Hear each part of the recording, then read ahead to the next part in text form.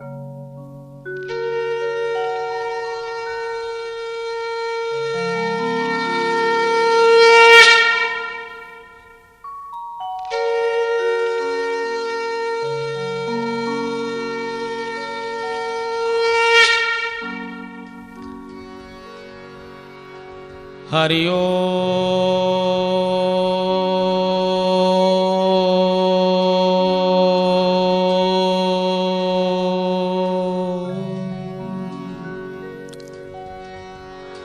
अयमारंभ शुभाय भवतु।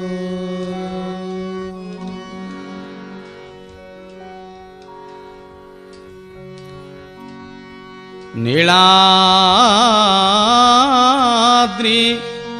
कंदरानंदी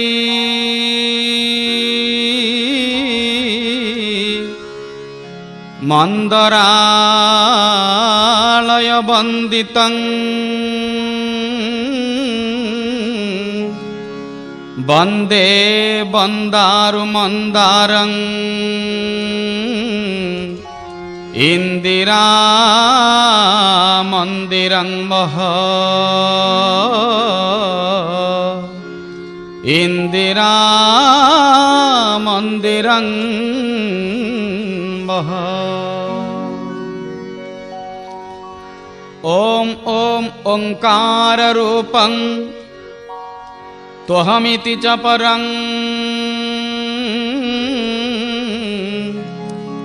जत्स्वरूपं तुरीयं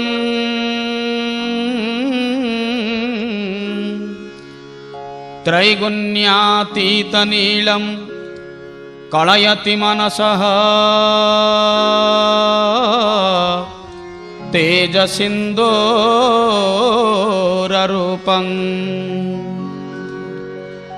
जोगीन्द्रै ब्रह्मरन्ध्रै सकल गुणमय श्रीहरेन्द्रेण संगं गम गम गम गम गणेशं गजमुखमभितो व्यापकं चिन्तयामि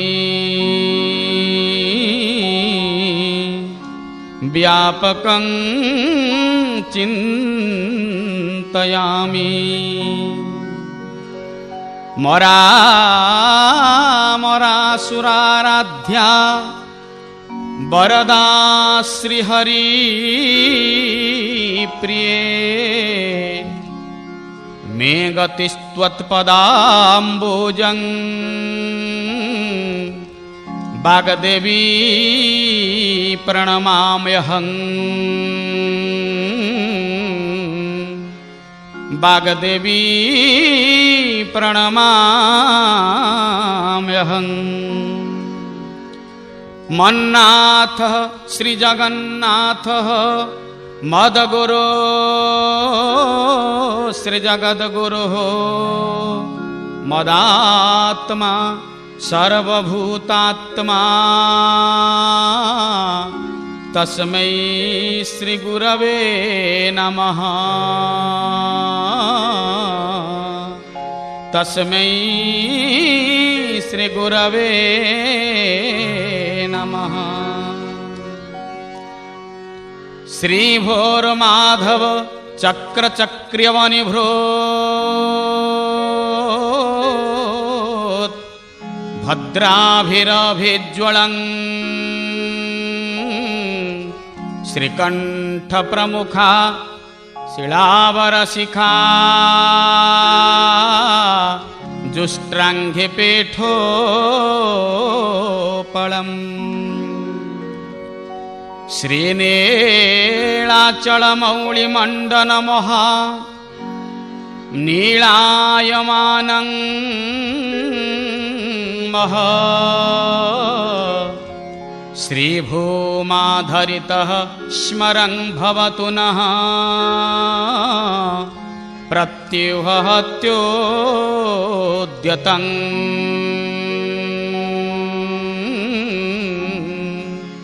प्रत्युहत्योद्यतं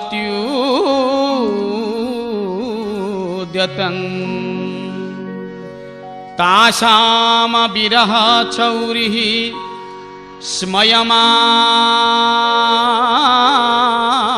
मुखम्बुजः पीताम्बरः धरस्रगवी साक्षात् मनमथ मनमथः साक्षात् मनमथ मनमथः।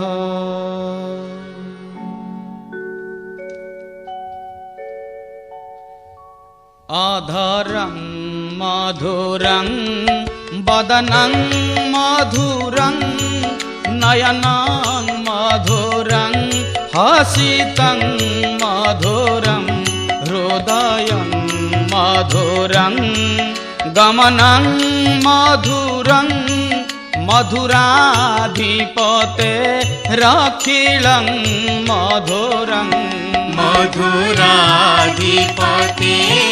रखिलं मधुरं मधुराधिपते रखिलं मधुरं वचनं मधुरं चरितं मधुरं वसनं मधुरं बलितं मधुरं चलितं मधुरं भ्रमितं मधुरं मधुराधिपते रखिलं मधुरं मधुराधिपते रखिलं मधुरं मधुराधिपते रखिलं मधुरं गीतं मधुरं पीतं मधुरं भुक्तं मधुरं सुप्तं मधुरं रूपं मधुरं तिलकं मधुरं मधुराधिपते रखिलं मधुरं मधुराधिपते रखिलं जय हो मधुराधिपते रखिलं मधुरं कारणं मधुरं चरणं मधुरं हरणं मधुरं रमणं मधुरं वसितं मधुरं शमितं मधुरं मधुराधिपते रखिलं मधुरं मधुराधिपते रखिलं मधुरं मधुराधिपते रखिलं मधुरं। जय हो।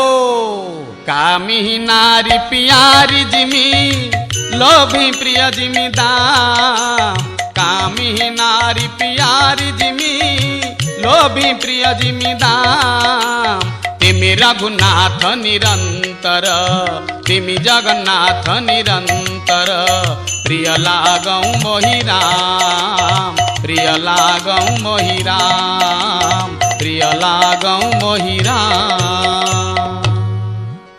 अनंत कोटि ब्रह्मांड नायक चिन्मय चिदानंद अभयानंत चिदानंद परमानंद आनंद कंद सच्चिदानंद हृदय कुमुद ज्ञान समुद्र चित्त मार्तंड नयनानंद चित्त विच्छंद लीला कुमुद नीलाद्रि कंद श्री श्री जगन्नाथ महाप्रभुंकर अभय चरणारविंद तले अनंत कोटि दंडवत समवेत सम्मानित विदग्ध श्रोता मंडली आज अपूर्व क्षण आज पवित्र मुहूर्त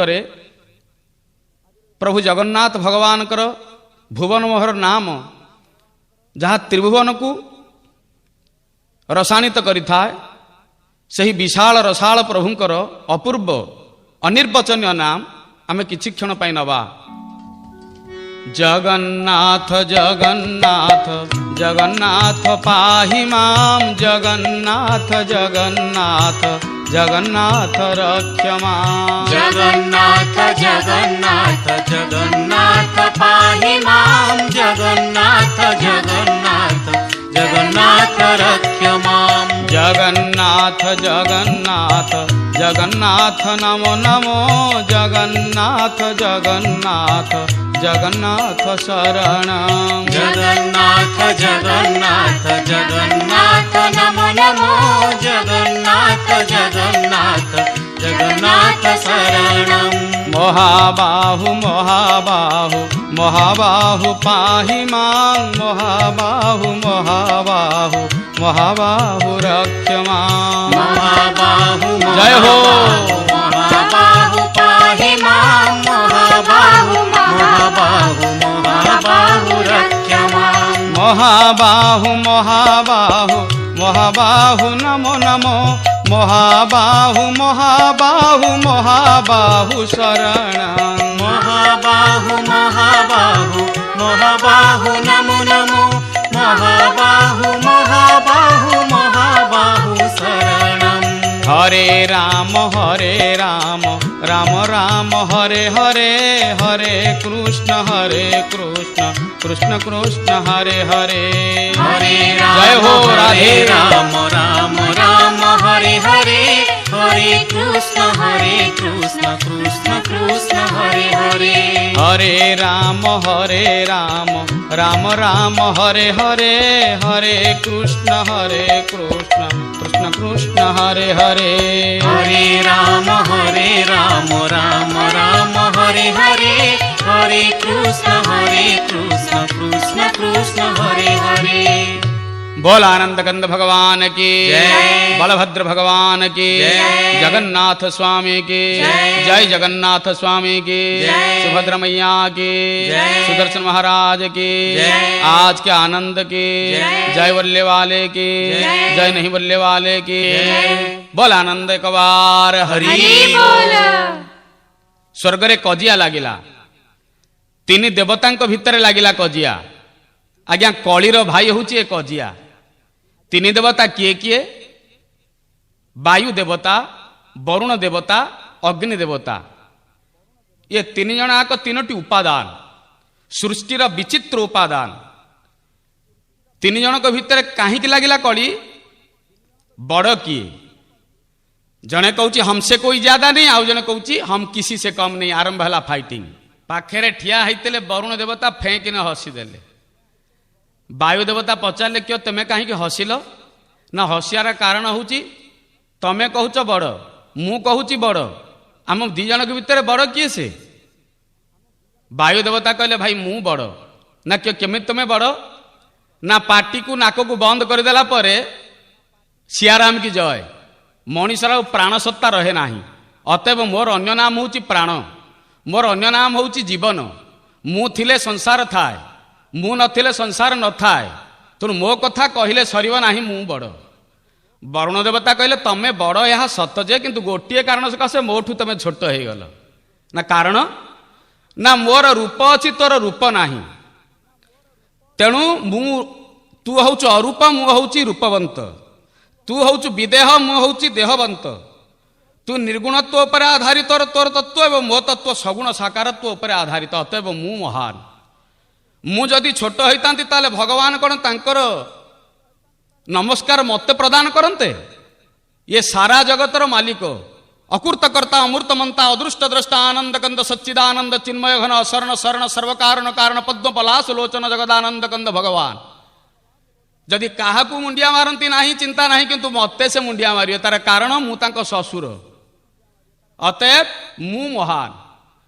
ये सारा संसार शशागरा धरा केही भगवान को पसंद आसला नहीं जेतेबेले विव्रत रही जाती भगवान विचलित हो जाती आकुलित व्याकुलित हो जाती डबल टेंशन रे भगवान रही जाती पानी भितर सोया को पलि आसती शांताकार भुजग शयनम है तेणु भगवान आधार तत्व हिसाब से मु मध्य महान मो ना रस जीवन रस मु बड़ अग्नि बुलुथिले बुलुथिले जातवेद कहले तमें दी जनाक बाड़िया पिटा हो मु कौन छोटिया ना कौन जदि जड़े कहूँ हमसे कोई ज्यादा नहीं आउ जने कहूँ हम किसी से कम नहीं अग्नि कहले मु मध्य कम न मु मध्य बड़ हे वरुण वायु मु थिला बेले तमें न था मो पाखे तुम्हें थिले वायु तोर किसी न था सत्ता भित्तिभूमि कि जल तू थिले तोर मध्य सत्ता भित्तिभूमि अतएव मु महान मु महान मु महान मनीष आसला बेले मनीष गला बेले आरंभ एवं अंतिम प्रक्रिया केवल मनीष मत ही आह्वान करें अतएव मु हूँ बड़ ये तीन जनाक जो बाड़िया पिटा होती पवन कहले मु कौन करें तुम्हें देखिब ना कौन तुम्हें कर तो निजर समस्त प्रताप और प्रभाव को पवन देवता कमे देले सारा संसार वायुहीन हवा को क्रमशः लगिला। जल देवता वरुण कहले मु बालांस रखिछि बोली संसार अछि जल बहुले सृष्टिनाश जल विहुने सृष्टिनाश मु मोर जल सत्ता को कमे दउछि प्रशमित कर दउछि निज को रिड्यूस कर देले जल देवता कमी गला संसार।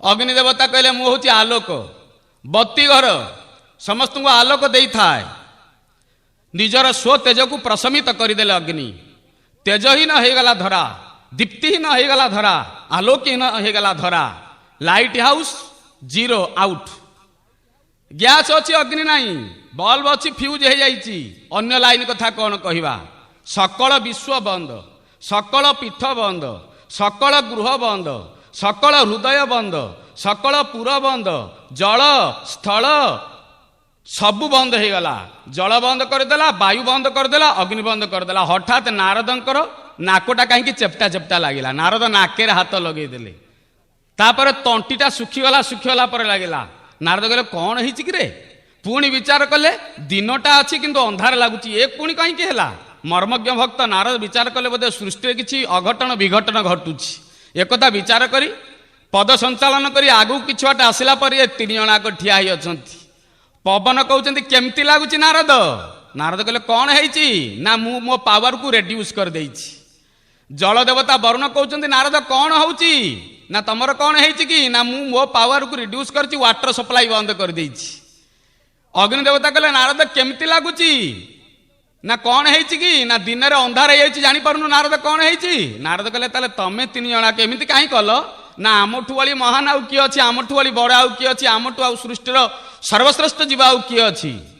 नारद कहले जार खाऊच ताकू तमे निंदा करुच नारद तांको आगे हाँ कर देकिरी कहले यांको पाखे समाधान हो ना एगुड़ाक समस्या समाधान अच्छी सेठी चलले सेठी की समग्र स्वर्गर हेडक्वार्टर जोटी अखिल ब्रह्मांड नाथ भगवान जगदानंद कंद जगन्नाथ महाप्रभु विराजमान करथांती परम विष्णु रूपरे तांको पाऊ जाऊ जाऊ जाऊ जाऊ हठात विचार कले उपेन्द्र पाऊ कहीं जी आग इंद्र पाऊ जाऊँगी हाथ में गोटे पत्रटीए नहीं गले पत्र माने आपण मैंने जहाँ कहती कागज कलम जो लेखालेखि इत्यादि हुए तेणु स्वर्गपुर जो कागज कलम चले पत्र से ही पत्रटीए नहीं गले भरपूर सभारे इंद्र विराजमान कर संसागरा धरा को प्रशासन क्षमतार जी प्रशमित कर इंद्र राजाधिराज इंद्र बसी अच्छी यही समय नारद जो गले इंद्र दी थर मुंडिया मारे नारद पचारे इंद्र मत दी थर कहीं मुंडिया मारल ना आज्ञा आपन को जी जिते देखे से दी थर मुंडिया मारे ना क्यों कहीं ना गोटे भयर आ गोटे भक्ति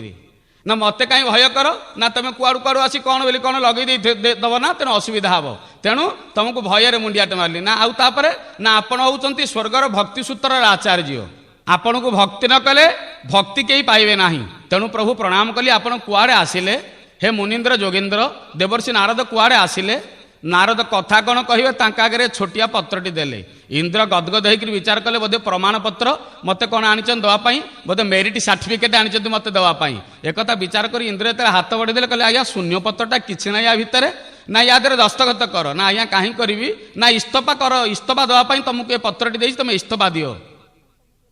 इंद्र हतचकित हो गले हतबम्ब हो गले इंद्र विचार कले आज्ञा एक कथा कहार कारण कौन ना तोरी राज्य रही तोरी प्रजा रूपे रही तो ठारू निजर बल अधिका बोली समस्त आगे डिंडिम पेटुवा अन्य मैंने जदि कहले बड़ बोली ताले इंद्र तमें कहीं बड़ हम तुम कहीं राजा हम तुम इस्तफा दियो से बड़ हूँ। इंद्र कहले आज्ञा एक कहीं कहले ना मु जो बाट दे आसिली तीन जनाक बाडिया पिटा होती इंद्र तम भवन में पानी अच्छी ना नहीं पानी कमी जाइए ना लाइन अच्छी ना लाइन नहीं ना पवन अच्छी ना पवन कमी जाइए ना कारण हूँ तीन देवता को बाड़िया पिटा होती तीन देवता कहते आमठू बड़ी बड़ आउ कहीं ना आमठू बड़ी बड़ आउ कहीं ना आमठू बड़ी बड़ आउ कहीं ना। इंद्र कहले नारद जाई कही दियो तीन जन को तांकर राजा राजाधिराज मु इंद्र तांको ठारू मध्य मु बड़ अटे मु तांको ठारू मध्य बड़ अटे से जदि कहते तांको कथा कहले सरीबनी मु कहूची मो कथा कहले मध्य सरीब नाही। नारद कहले एबे बिना तारे बीणा बाजिब चिंता नाही लागला रे बाबा नारद एतक तांकु कौन कहे जाई वैकुंठाधिपति भगवान विष्णु को ଘରେ ଯାଇ ପହଞ୍ଚିଗଲେ। ଆନନ୍ଦ କନ୍ଦ ସଚ୍ଚିଦାନନ୍ଦ ଭଗବାନ ବିଷ୍ଣୁ ନାରଦଙ୍କୁ ଦେଖିକିରି ପ୍ରଣିପାତ କଲେ। ତଦ୍ବିଧି ପ୍ରଣିପାତେନ ପରିପ୍ରଶ୍ନେନ ସେବୟା ପ୍ରଣାମ କରିକିରି କହିଲେ ମହାରାଜ ଆପଣ କୁଆଡ଼େ ଆସିଲେ? ନା ପ୍ରଭୁ ସବୁ ସରିଗଲା। ନା କ'ଣ ସରିଗଲା ମ? ଆରମ୍ଭ ହେଇନି ସରିଗଲା କ'ଣ? ନା ପ୍ରଭୁ ସବୁ କଥା ସରିଗଲା। ନା କିଏ କ'ଣ କଥା କହିଲା? କୋଉ କଥା ସରିଗଲା? ନା ଆଜ୍ଞା ତିନି ଜଣାକ କହୁଛନ୍ତି ବଡ଼ ବଡ଼ ବଡ଼। ଏବେ ଇନ୍ଦ୍ରଙ୍କ ପାଖକୁ ଯାଇଥିଲି, ଇନ୍ଦ୍ର କହୁଛନ୍ତି ମଧ୍ୟ ବଡ଼। ଆପଣ କହନ୍ତୁ ଦୁନିଆରେ ବଡ଼ କିଏ? ନା କିଏ ସେ କ'ଣ କହୁଛ ତୁମେ? ମୁଁ କିଛି ବୁଝିପାରୁନାହିଁ। ତମ କଥା ତ କହିଲେ ସରେ ନାହିଁ, ପୁଣି ଆଉ କାହା କଥା ତୁମେ କହୁଛ ଯେ ସରିଗଲା ସରିଗଲା ବୋଲି ହଉଛ। ନା ପ୍ରଭୁ ଆପଣଙ୍କ କଥା ମୁଁ ଯେତେବେଳେ ମୋ ମୁହଁରେ କହେ, ନାରଦ କହୁଛନ୍ତି ଆପଣଙ୍କ କଥା ମୁଁ ଯେତେବେଳେ ମୋ ମୁହଁରେ କହେ ପ୍ରଭୁ, ସେତେବେଳେ ଆପଣଙ୍କ କଥା କହିଲେ ସିନା ସରେ ନାହିଁ। ସେମାନେ କିଛି ନ ହେଇକିରି କହୁଛନ୍ତି ଆମେ ବଡ଼ ଆମେ ବଡ଼। ଆପଣ ପ୍ରମାଣ କରିଦିଅନ୍ତୁ କିଏ ବଡ଼ ବାସ୍ତବିକ। ଭଗବାନ ତାଳିଟିଏ ମାରିଲେ, ମହାଶୂନ୍ୟରେ ପ୍ରଳୟ ହେଲା ପରେ ଏକ ଘୂର୍ଣ୍ଣି ସୃଷ୍ଟି ହେଲା।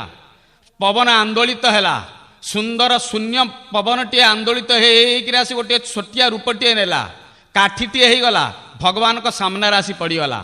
କାଠି ପଡ଼ିଗଲା ପରେ ପ୍ରଭୁଙ୍କୁ ପଚାରୁଛି ପ୍ରଭୁ ମୋତେ ସ୍ମରଣ କଲେ ଯେ? ନାରଦ କହିଲେ ଇରେ ହେ ଏଠି ଜଡ଼ ମଧ୍ୟ ଚେତନ ହେଇକିରି କଥା କହୁଛି। ପ୍ରଭୁ ଏ କାଠିଟା କ'ଣ କଥା କହୁଛି? ନା କହେ। ନା କାହିଁକି କହେ? ସେ କହିବ। ତାର କାରଣ ହେଉଛି ତା ଭିତରେ ମୁଁ ପଶିଛି। ମୁଁ ଯାହା ଭିତରେ ପଶିଯାଏ ସେ ଜଡ଼ ହଉ ଚେତନ ହଉ, ଜଡ଼ ହେଲେ ମଧ୍ୟ ସେ ଚେତନ ହବ, ଚେତନ ହେଲେ ଆହୁରି ମଧ୍ୟ କ'ଣ ବୋଲି କ'ଣ କରିବ। ତେଣୁ କାଠି ମଧ୍ୟ ଏଠି କଥା କହିବ। ନାରଦ ଏଇ ମହାଶୂନ୍ୟରୁ ଆସିଥିବା ସୁନ୍ଦର ବସ୍ତୁ ଟିକେ ହାତରେ ଧର। ସେଇ ତିନି ଜଣାକ ଠିଆ ହେଇଥିବେ, ତାଙ୍କ ପାଖରେ ନେଇ ପକେଇଦବ। କହିବ ପବନ ଯଦି ତୋର ତାକତ ଅଛି ହିମ୍ମତ ଅଛି ବେଟା ୟାକୁ ଉଡେଇକି ତୁ ନେଇଯା ତ। ଜଳକୁ କହିବେ ଜଳ ଯଦି ତୋର କିଛି ତାକତ ଅଛି ହିମ୍ମତ ଅଛି ୟାକୁ ପ୍ରବାହରେ ଭସେଇ ନେଇଯା ତ। ଅଗ୍ନି କହିବ ଅଗ୍ନି ଯଦି ତୋର ହିମ୍ମତ ଅଛି ତାକତ ଅଛି ୟାକୁ ଜାଳି ଦିଏ ତ। ତାପରେ ଯାଇ କଥା ମୋ ଆଗରେ ତୁମେ ଆଣିବ, ଇନ୍ଦ୍ରଙ୍କ କଥା ପରେ ବିଚାର କରିବା। ନାରଦ କାଠିଟାକୁ ଯେତେବେଳେ ନେଇକରି ଗଲେ, ପୁନର୍ବାର ଗଲେ ଏବଂ ଫେରିକିରି ଆସି ପ୍ରଭୁଙ୍କୁ କହିଲେ ପ୍ରଭୁ ମୋତେ ଭୁଲରେ ଆପଣ ପକେଇଦେଲେ। ନା କିଏ କ'ଣ ଭୁଲରେ ପକେଇଦେଲି? ନା ଯୋଉ କାଠିଟିକୁ ମୁଁ ବାବାଜୀ ଅରୁଆ ଡାଲମା ଖାଇଲା ବାଲା ନେଇକରି ଦୌଡୁଛି ତାକୁ ପବନ ଉଡେଇ ପାରିବ ନାହିଁ। ଭଗବାନ ହସିଦେଲେ, କହିଲେ ନାରଦ ତମ ପାଇଁ ଏହା ସୋରିଷ ହେଇଛି, ତାଙ୍କ ପାଇଁ ଏହା ପର୍ବତ ହବ। ମୁଁ ତମ ପାଇଁ ସୂକ୍ଷ୍ମ ସତ୍ତା ଭିତରେ ଅଛି, ଶୂନ୍ୟକୁ ନିଜକୁ ଶୂନ୍ୟ କରିଦେଇଛି, ରିଡ୍ୟୁସ୍ କରିଦେଇଛି, ଜିରୋ କରିଦେଇଛି। ତେଣୁ ତମେ ହିରୋ ଭଳିଆ ନେଇକରି ଯାଉଛ, କାଠିକି ନେଇକରି ଚୁପକିନେ ଯାଅ, ଦେଖିବ ମୋ ପରାକ୍ରମ ପରାକାଷ୍ଠା କ'ଣ। ନାରଦ କାଠି ଟିକେ ଧରିକିରି ଯାଇ ପହଞ୍ଚିଗଲେ ପବନ ପାଖରେ। କହିଲେ ପବନ ନିଜକୁ ତ ବଡ଼ ବୋଲି କହୁଥିଲୁ, ହମସେ କୋଇ ଜାଦା ନାହିଁ, ମୋ କଥା କହିଲେ ସରିବନି ବୋଲି କହୁଥିଲୁ, ବେଟା ପଡ଼ିଲା ତୋ ଆଗରେ କାଠି ଉଠା ଆକୁ।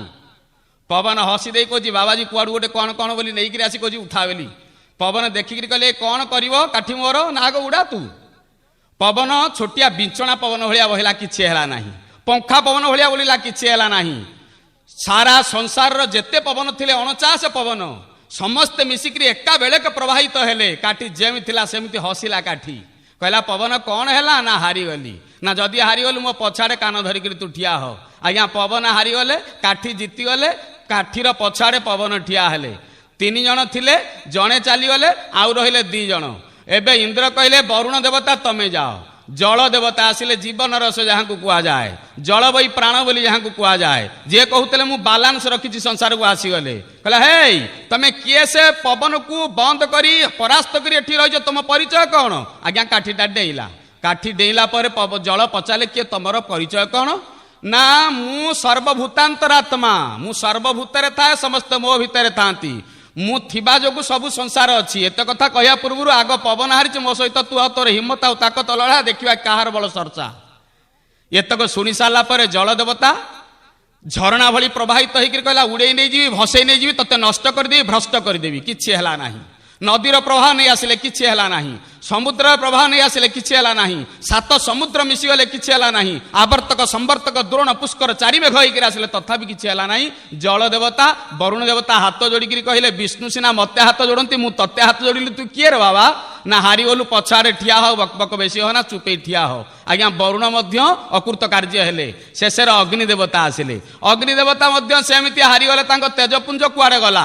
ତାଙ୍କର ସମସ୍ତ ବସ୍ତୁ ଶିଥିଳ ପଡ଼ିଗଲା। ଅଗ୍ନି ହାରିକିରି କହିଲେ ବାବା ମୁଁ ହାରିଗଲି। ନା ପ୍ରଥମେ ହାରିଲା ପବନ ଠିଆ ହେଇଛି ପଛଆଡ଼େ, ତା ପଛଆଡ଼େ ଜଳରାଜା, ତା ପଛଆଡ଼େ ତୁ ଠିଆ ହେଇଯା ଅଗ୍ନି। ଇଏ 3 ଜଣାକ ଠିଆ ହେଇଗଲା ପରେ ନାରଦ ଦୌଡ଼ିକିରି ଯାଇ ପହଞ୍ଚିଲେ ଇନ୍ଦ୍ରଙ୍କ ପାଖରେ। ଇନ୍ଦ୍ରଙ୍କୁ କହିଲେ ଇନ୍ଦ୍ର ନା କ'ଣ? ନା ଏବେ ଗୋଟିଏ ବସ୍ତୁ ସହିତ ପରୀକ୍ଷା କରିବାକୁ ହବ, ତମେ ବଡ଼ କି ଛୋଟ।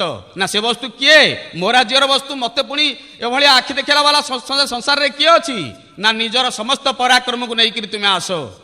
नारदଙ୍କ କଥା ଶୁଣିକିରି ଇନ୍ଦ୍ର କ'ଣ କଲେ ନିଜର ଯେତକ ଥିଲେ ସମ ସାମର୍ଥ୍ୟ ତାକତ ନେଇକିରି ଆସିଲେ। ପଦାତିକ ଅଶ୍ୱାରୋହୀ ଗଜାରୋହୀ ବସିକିରି ଇନ୍ଦ୍ର ଆନନ୍ଦରେ ବୀର କାହାଳି ଦୁନ୍ଦୁବି ନିଶାଣ ଟମକ ବଜେଇକିରି ସ୍ୱର୍ଗପୁରରେ ଯେତେବେଳେ ଆସିଲେ ଦେବତାମାନେ ପଚାରିଲେ, କହିଲେ ଇନ୍ଦ୍ର କୁଆଡ଼େ ଯାଉଛ? ନା ଲଢ଼େଇ କରିବା ପାଇଁ। ନା କାହା ସହିତ ଲଢ଼େଇ କରିବ?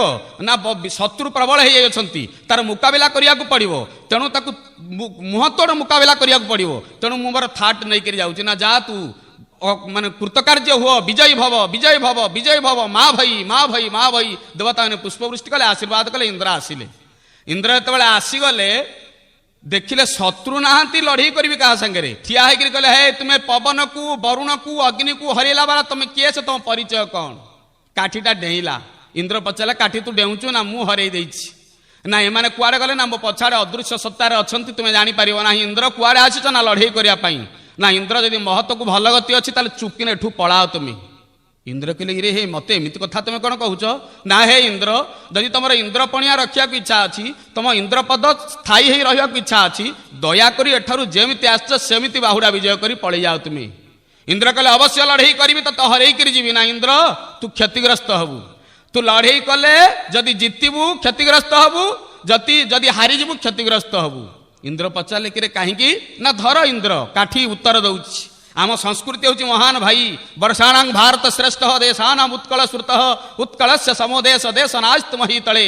ଏ ପବିତ୍ର ଭାରତ ବର୍ଷ ଏଇ ସକାଶେ ମହାନ। କାଠି ମଧ୍ୟ କଥା କହେ, ଜଳ ମଧ୍ୟ ଚେତନ ହେଇଯାଏ, ଶୂନ୍ୟ ସତା ପୂର୍ଣ୍ଣ ପ୍ରାଣରେ ସମସ୍ତ ଆଗରେ ଉଜ୍ଜୀବିତ ସଞ୍ଜୀବିତ ହେଇଯାଏ। ତେଣୁ କାଠି କହିଲା, ହେ ଇନ୍ଦ୍ର, ଯଦି ଲଢ଼େଇ କରିବାକୁ ଇଚ୍ଛା ଅଛି ଲଢ଼େଇ କରିବୁ, ହାରିଯିବୁ ତୁ, ମନ ଦୁଃଖରେ ଯିବୁ। ପୂର୍ଣ୍ଣମୀର ମୁହଁ ନେଇକିରି ଆସିଥିଲୁ, ଅମାବାସ୍ୟାର ମୁହଁ କରି ଯାଉଥିବୁ, ଦେବତାମାନେ ସ୍ୱର୍ଗରେ ପଚାରିବେ, କହିଲେ ଇନ୍ଦ୍ର ଲଢ଼େଇ କରିବାକୁ ଯାଇଥିଲୁ, ତୋ ଠାରୁ ଶକ୍ତି ଏମିତି କାହାର ଅଧିକା ଯେ ତତେ ହରେଇ ଦେଲା? ତୁ ମନ ଦୁଃଖରେ ଆସୁଛୁ, ସେ କିଏ? ସେ କାହା ସାଙ୍ଗେ ଲଢ଼େଇ କରିବାକୁ ଯାଇଥିଲୁ?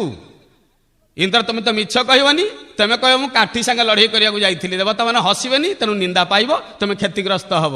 ଧର ତମେ ଲଢ଼େଇ କରୁ କରୁ ଜିତିଗଲ, ପୁଣି ବୀର କାହାଳି ବଜେଇକିରି ଯିବ, ସ୍ୱର୍ଗରେ ଦେବତାମାନେ ପଚାରିବେ, କହ ଇନ୍ଦ୍ର ଲଢ଼େଇ କରିବାକୁ ଯାଇଥିଲୁ? ନା ହଁ। ନା କାହା ସାଙ୍ଗରେ ଲଢ଼େଇ କରି ଜିତିକିରି ଆସିଲୁ? ନା ଗୋଟେ କାଠି ସାଙ୍ଗରେ ଲଢ଼େଇ କରିକିରି ଜିତିକିରି ଆସିଲି। ନା ତୁ ମରୁନୁ ଇନ୍ଦ୍ର, ତୁରନ୍ତ ଇସ୍ତଫା ଦେ। ହେ ଇନ୍ଦ୍ର, ତୁ ଜିତିଲେ ନିନ୍ଦା ପାଇବୁ, ତୁ ହାରିଲେ ନିନ୍ଦା ପାଇବୁ, ତୁ ତୁରନ୍ତ ଇସ୍ତଫା ଦେ, ତୁ ତୁରନ୍ତ ଇସ୍ତଫା ଦେ, ତୁ ତୁରନ୍ତ ଇସ୍ତଫା ଦେ। ଚାରିଜଣାକ ଏକାଠି ହେଇଗଲେ।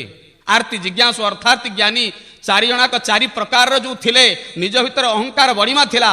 କହୁଥିଲେ ଆମ କଥା କହିଲେ ସରିବନି, ଆମ କଥା କହିଲେ ସରିବନି, ଆମ କାମ କହିଲେ ସରିବନି, ଆମ ଗୁଣ ବଖାଣିଲେ ସରିବ ନାହିଁ। ଏ ଚାରିଜଣାକ ଏକାଠି ହେଇକିରି କହିଲେ, କାଠି ତୋର ଅସଲ ପରିଚୟ କ'ଣ କହ?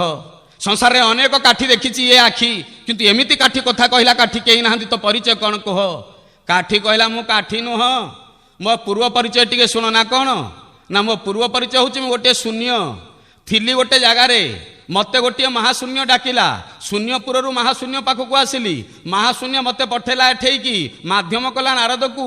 ମୁଁ ଯେତେବେଳେ ତମ ଭିତରେ ଥାଏ ତମେ ହକ ହକ ହଉଥାଅ, ମୋ ଭିତରେ ଯେତେବେଳେ ସିଏ ଥାନ୍ତି ମୁଁ ମଧ୍ୟ ହକ ହକ ହଉଥାଏ। ନା ତା ପରିଚୟ କ'ଣ? ନା ତାର ନାମ ହଉଛି ଶୂନୁ, ସେ ମହାଶୂନ୍ୟ, ତା ନାଁ ସର୍ବଭୂତାନ୍ତରାତ୍ମା। ଭୂତେ ଭୂତେ ସର୍ବଭୂତାନ୍ତରାତ୍ମା, ଏକ ଦେବ ସର୍ବଭୂତେଷୁ ଗୁହ୍ୟମ୍ ଭୂତେ ଭୂତେ ସର୍ବଭୂତାନ୍ତରାତ୍ମା। ଉପନିଷଦରେ ସୁନ୍ଦର ବଚନିକା ଆପଣଙ୍କ ଆଗରୁ ଉପସ୍ଥାପିତ କରୁଅଛି। ଜଣେ ଦେବତା ଯାହା ଭିତରେ ସାରା ଜଗତ ରହିଥାଏ, ସାରା ଜଗତର ପ୍ରତ୍ୟେକ ବସ୍ତୁ ଭିତରେ ଯେଉଁ ଦେବତା ରହିଥାନ୍ତି ତାଙ୍କର ନାମ ହେଉଛି ସର୍ବଭୂତାନ୍ତରାତ୍ମା। ତାହା ଅର୍ଥ ୟାଙ୍କର ଆକାର ନାହିଁ, ୟାଙ୍କର ପ୍ରକାର ନାହିଁ। ଇଏ ଶୂନ୍ୟମୟ, ଇଏ ଶୂନ୍ୟ ଦେହ, ଇଏ ଶୂନ୍ୟ ଧାମ, ଇଏ ଶୂନ୍ୟ ଠାମ, ଇଏ ସର୍ବଶୂନ୍ୟ ଠୁଳ ଶୂନ୍ୟ। ୟାଙ୍କର ବଦନ ଶୂନ୍ୟ, ୟାଙ୍କର ନୟନ ଶୂନ୍ୟ, ୟାଙ୍କର ଗମନ ଶୂନ୍ୟ, ୟାଙ୍କର ବଚନ ଶୂନ୍ୟ, ୟାଙ୍କର ବସନ ଶୂନ୍ୟ, ୟାଙ୍କର କରଣ ଶୂନ୍ୟ, ୟାଙ୍କର ଚରଣ ଶୂନ୍ୟ, ଇଏ ହରଣ ଶୂନ୍ୟ, ୟାଙ୍କର ରମଣ ଶୂନ୍ୟ, ଇଏ ହସିତ ଶୂନ୍ୟ, ୟାଙ୍କର ଚରିତ ଶୂନ୍ୟ, ୟାଙ୍କର ଗଳିତ ଶୂନ୍ୟ, ୟାଙ୍କର ଆକାର ଶୂନ୍ୟ, ୟାଙ୍କର ପ୍ରକାର ଶୂନ୍ୟ। ଶୂନ୍ୟ ଆକାର ଶୂନ୍ୟ ପ୍ରକାର, ଶୂନ୍ୟରୁ ଶୂନ୍ୟ ବାଇ, ନିରୋଳା କରି ଚାହାରେ ମନ, ଶୂନ୍ୟଟି ଭାବଗ୍ରାହୀ, ଶୂନ୍ୟ ପୁରୁଷ ମୁହିଁ, ସବୁ ଶୂନ୍ୟ କଲେ ପାଇ ଯିବୁ ତୁହି। ଶୂନ୍ୟ ପୁରୁଷ ମୁହିଁ, ସବୁ ଶୂନ୍ୟ କଲେ ପାଇ ଯିବୁ ତୁହି, ଶୂନ୍ୟ ପୁରୁଷ ମୁହିଁ। ଶୂନ୍ୟ ନୟନ शून्य चरण शून्य वचने थाई शून्य गमन शून्य रमण शून्य बसई मुहि मोर चरित शून्य शून्य गुम्फारे तू दिय मन मोर चरित जय हो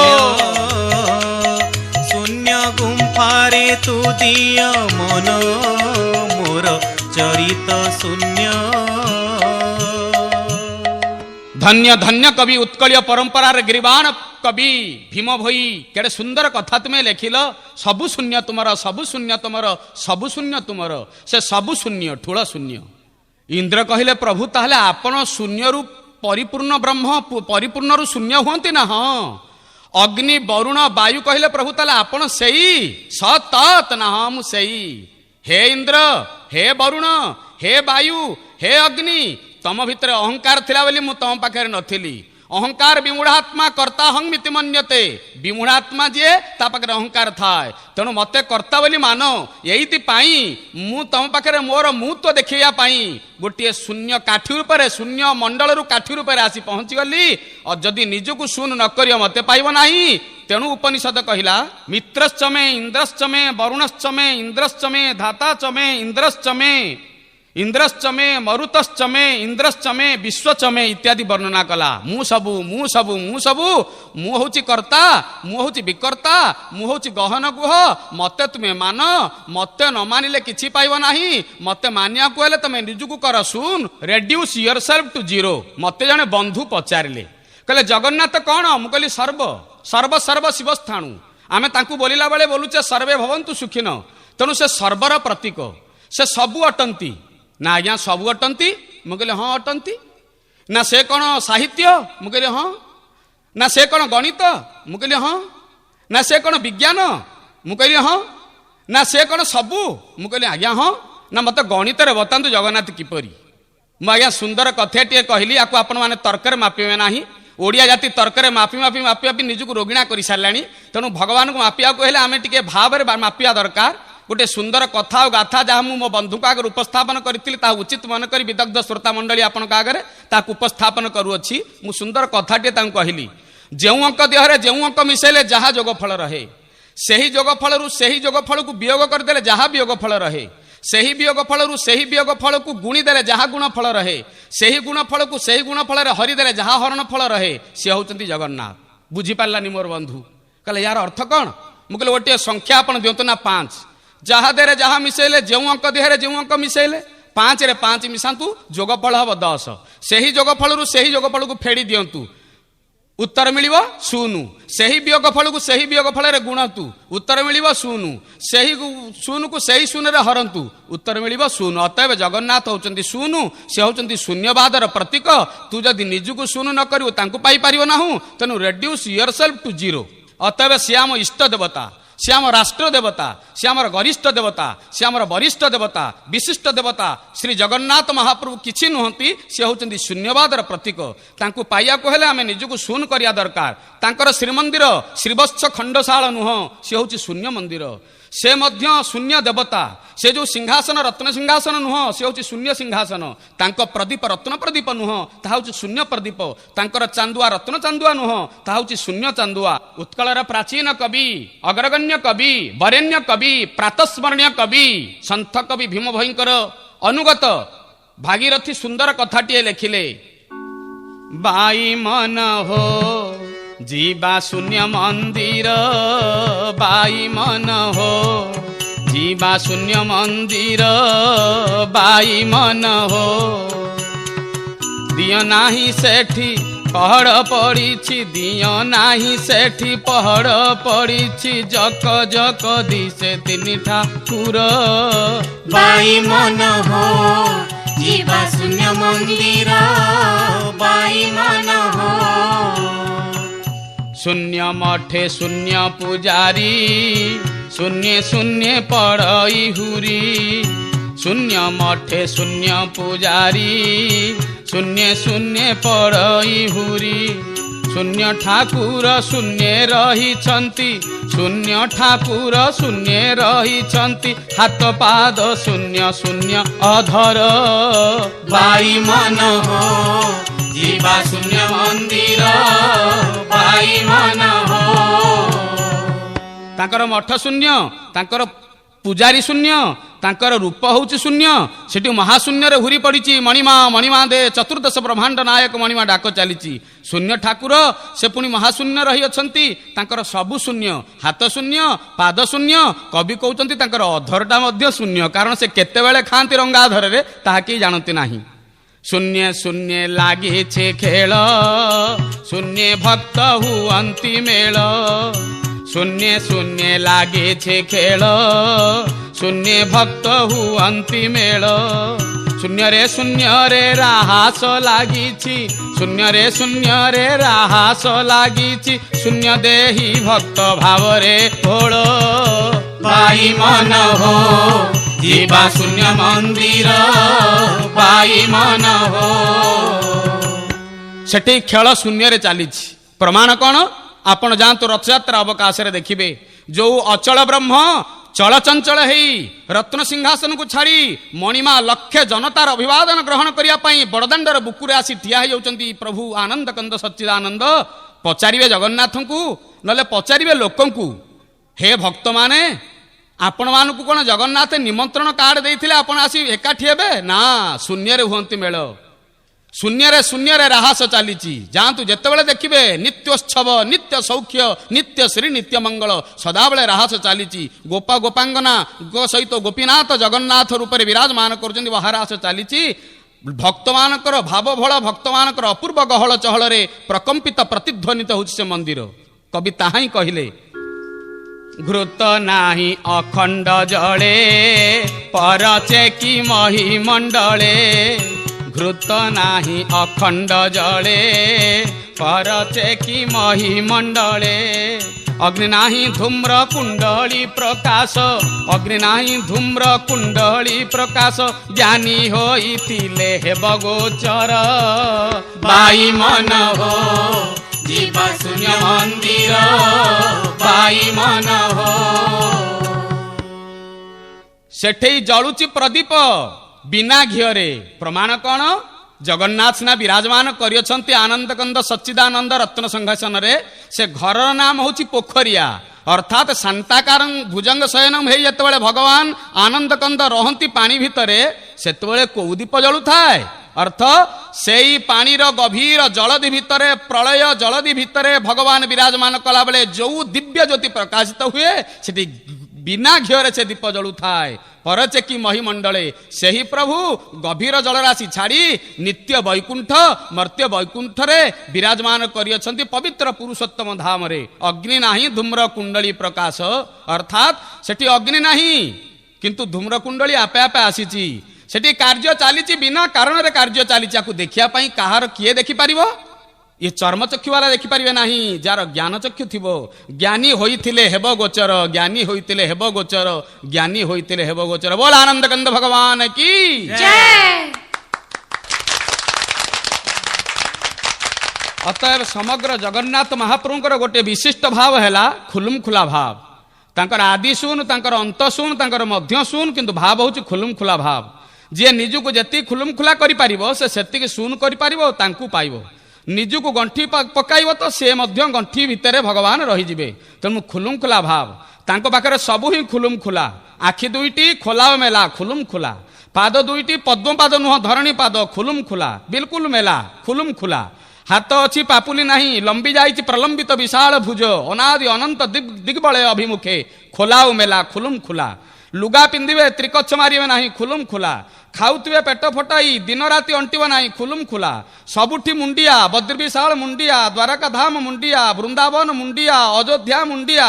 ଆଉ ଜଗନ୍ନାଥ ପାଖରେ ଆଲିଙ୍ଗନ କୁଣ୍ଡିଆ, ଆଲିଙ୍ଗନ କୁଣ୍ଡିଆ, ତାର ତ ଖୁଲୁମ ଖୁଲା ଭାବ। ତାଙ୍କୁ ଖୁଲୁମ ଖୁଲା କଲେ ନିଜକୁ ତମେ ପାଇବ। ବାହୁ ବିସ୍ତାର କରି ପ୍ରଲମ୍ବିତ ବିଶାଳ ଭୁଜରେ ଯେଉଁ ମାଳ ପଡୁଅଛି, ସବୁ ଦେବତାଙ୍କ ବେକରେ ମାଳ ପଡୁଅଛି, ସେ ମାଳ ଗଣ୍ଠି ପଡ଼ି ପଡୁଅଛି, କିନ୍ତୁ ଜଗନ୍ନାଥଙ୍କ ବେକରେ ଯେଉଁ ମାଳ ପଡୁଛି, ପ୍ରଲମ୍ବିତ ବିଶାଳ ଭୁଜକୁ ଲମ୍ବି ଯାଇ ସେ ମାଳ, ତାହା ବିଲକୁଲ ଖୋଲା ଆଉ ମେଲା ବିନା ଗଣ୍ଠର ମାଳ ଅର୍ଥାତ୍ ସେଠି ବନ୍ଧନ ନାହିଁ ବିମୁକ୍ତିର ଭୂମି ସେ। ତେଣୁ ତାଙ୍କର ସବୁ ହେଉଛି ଖୁଲୁମ ଖୋଲା ଭାବ।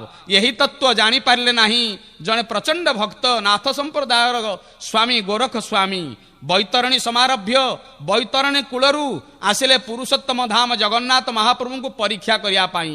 କହିଲେ ଜଗନ୍ନାଥ ଯଦି ତୁମେ ବ୍ରହ୍ମ ତମକୁ ପାଇବାକୁ ହେଲେ କୋଉ ଭାବରେ ପାଇବ?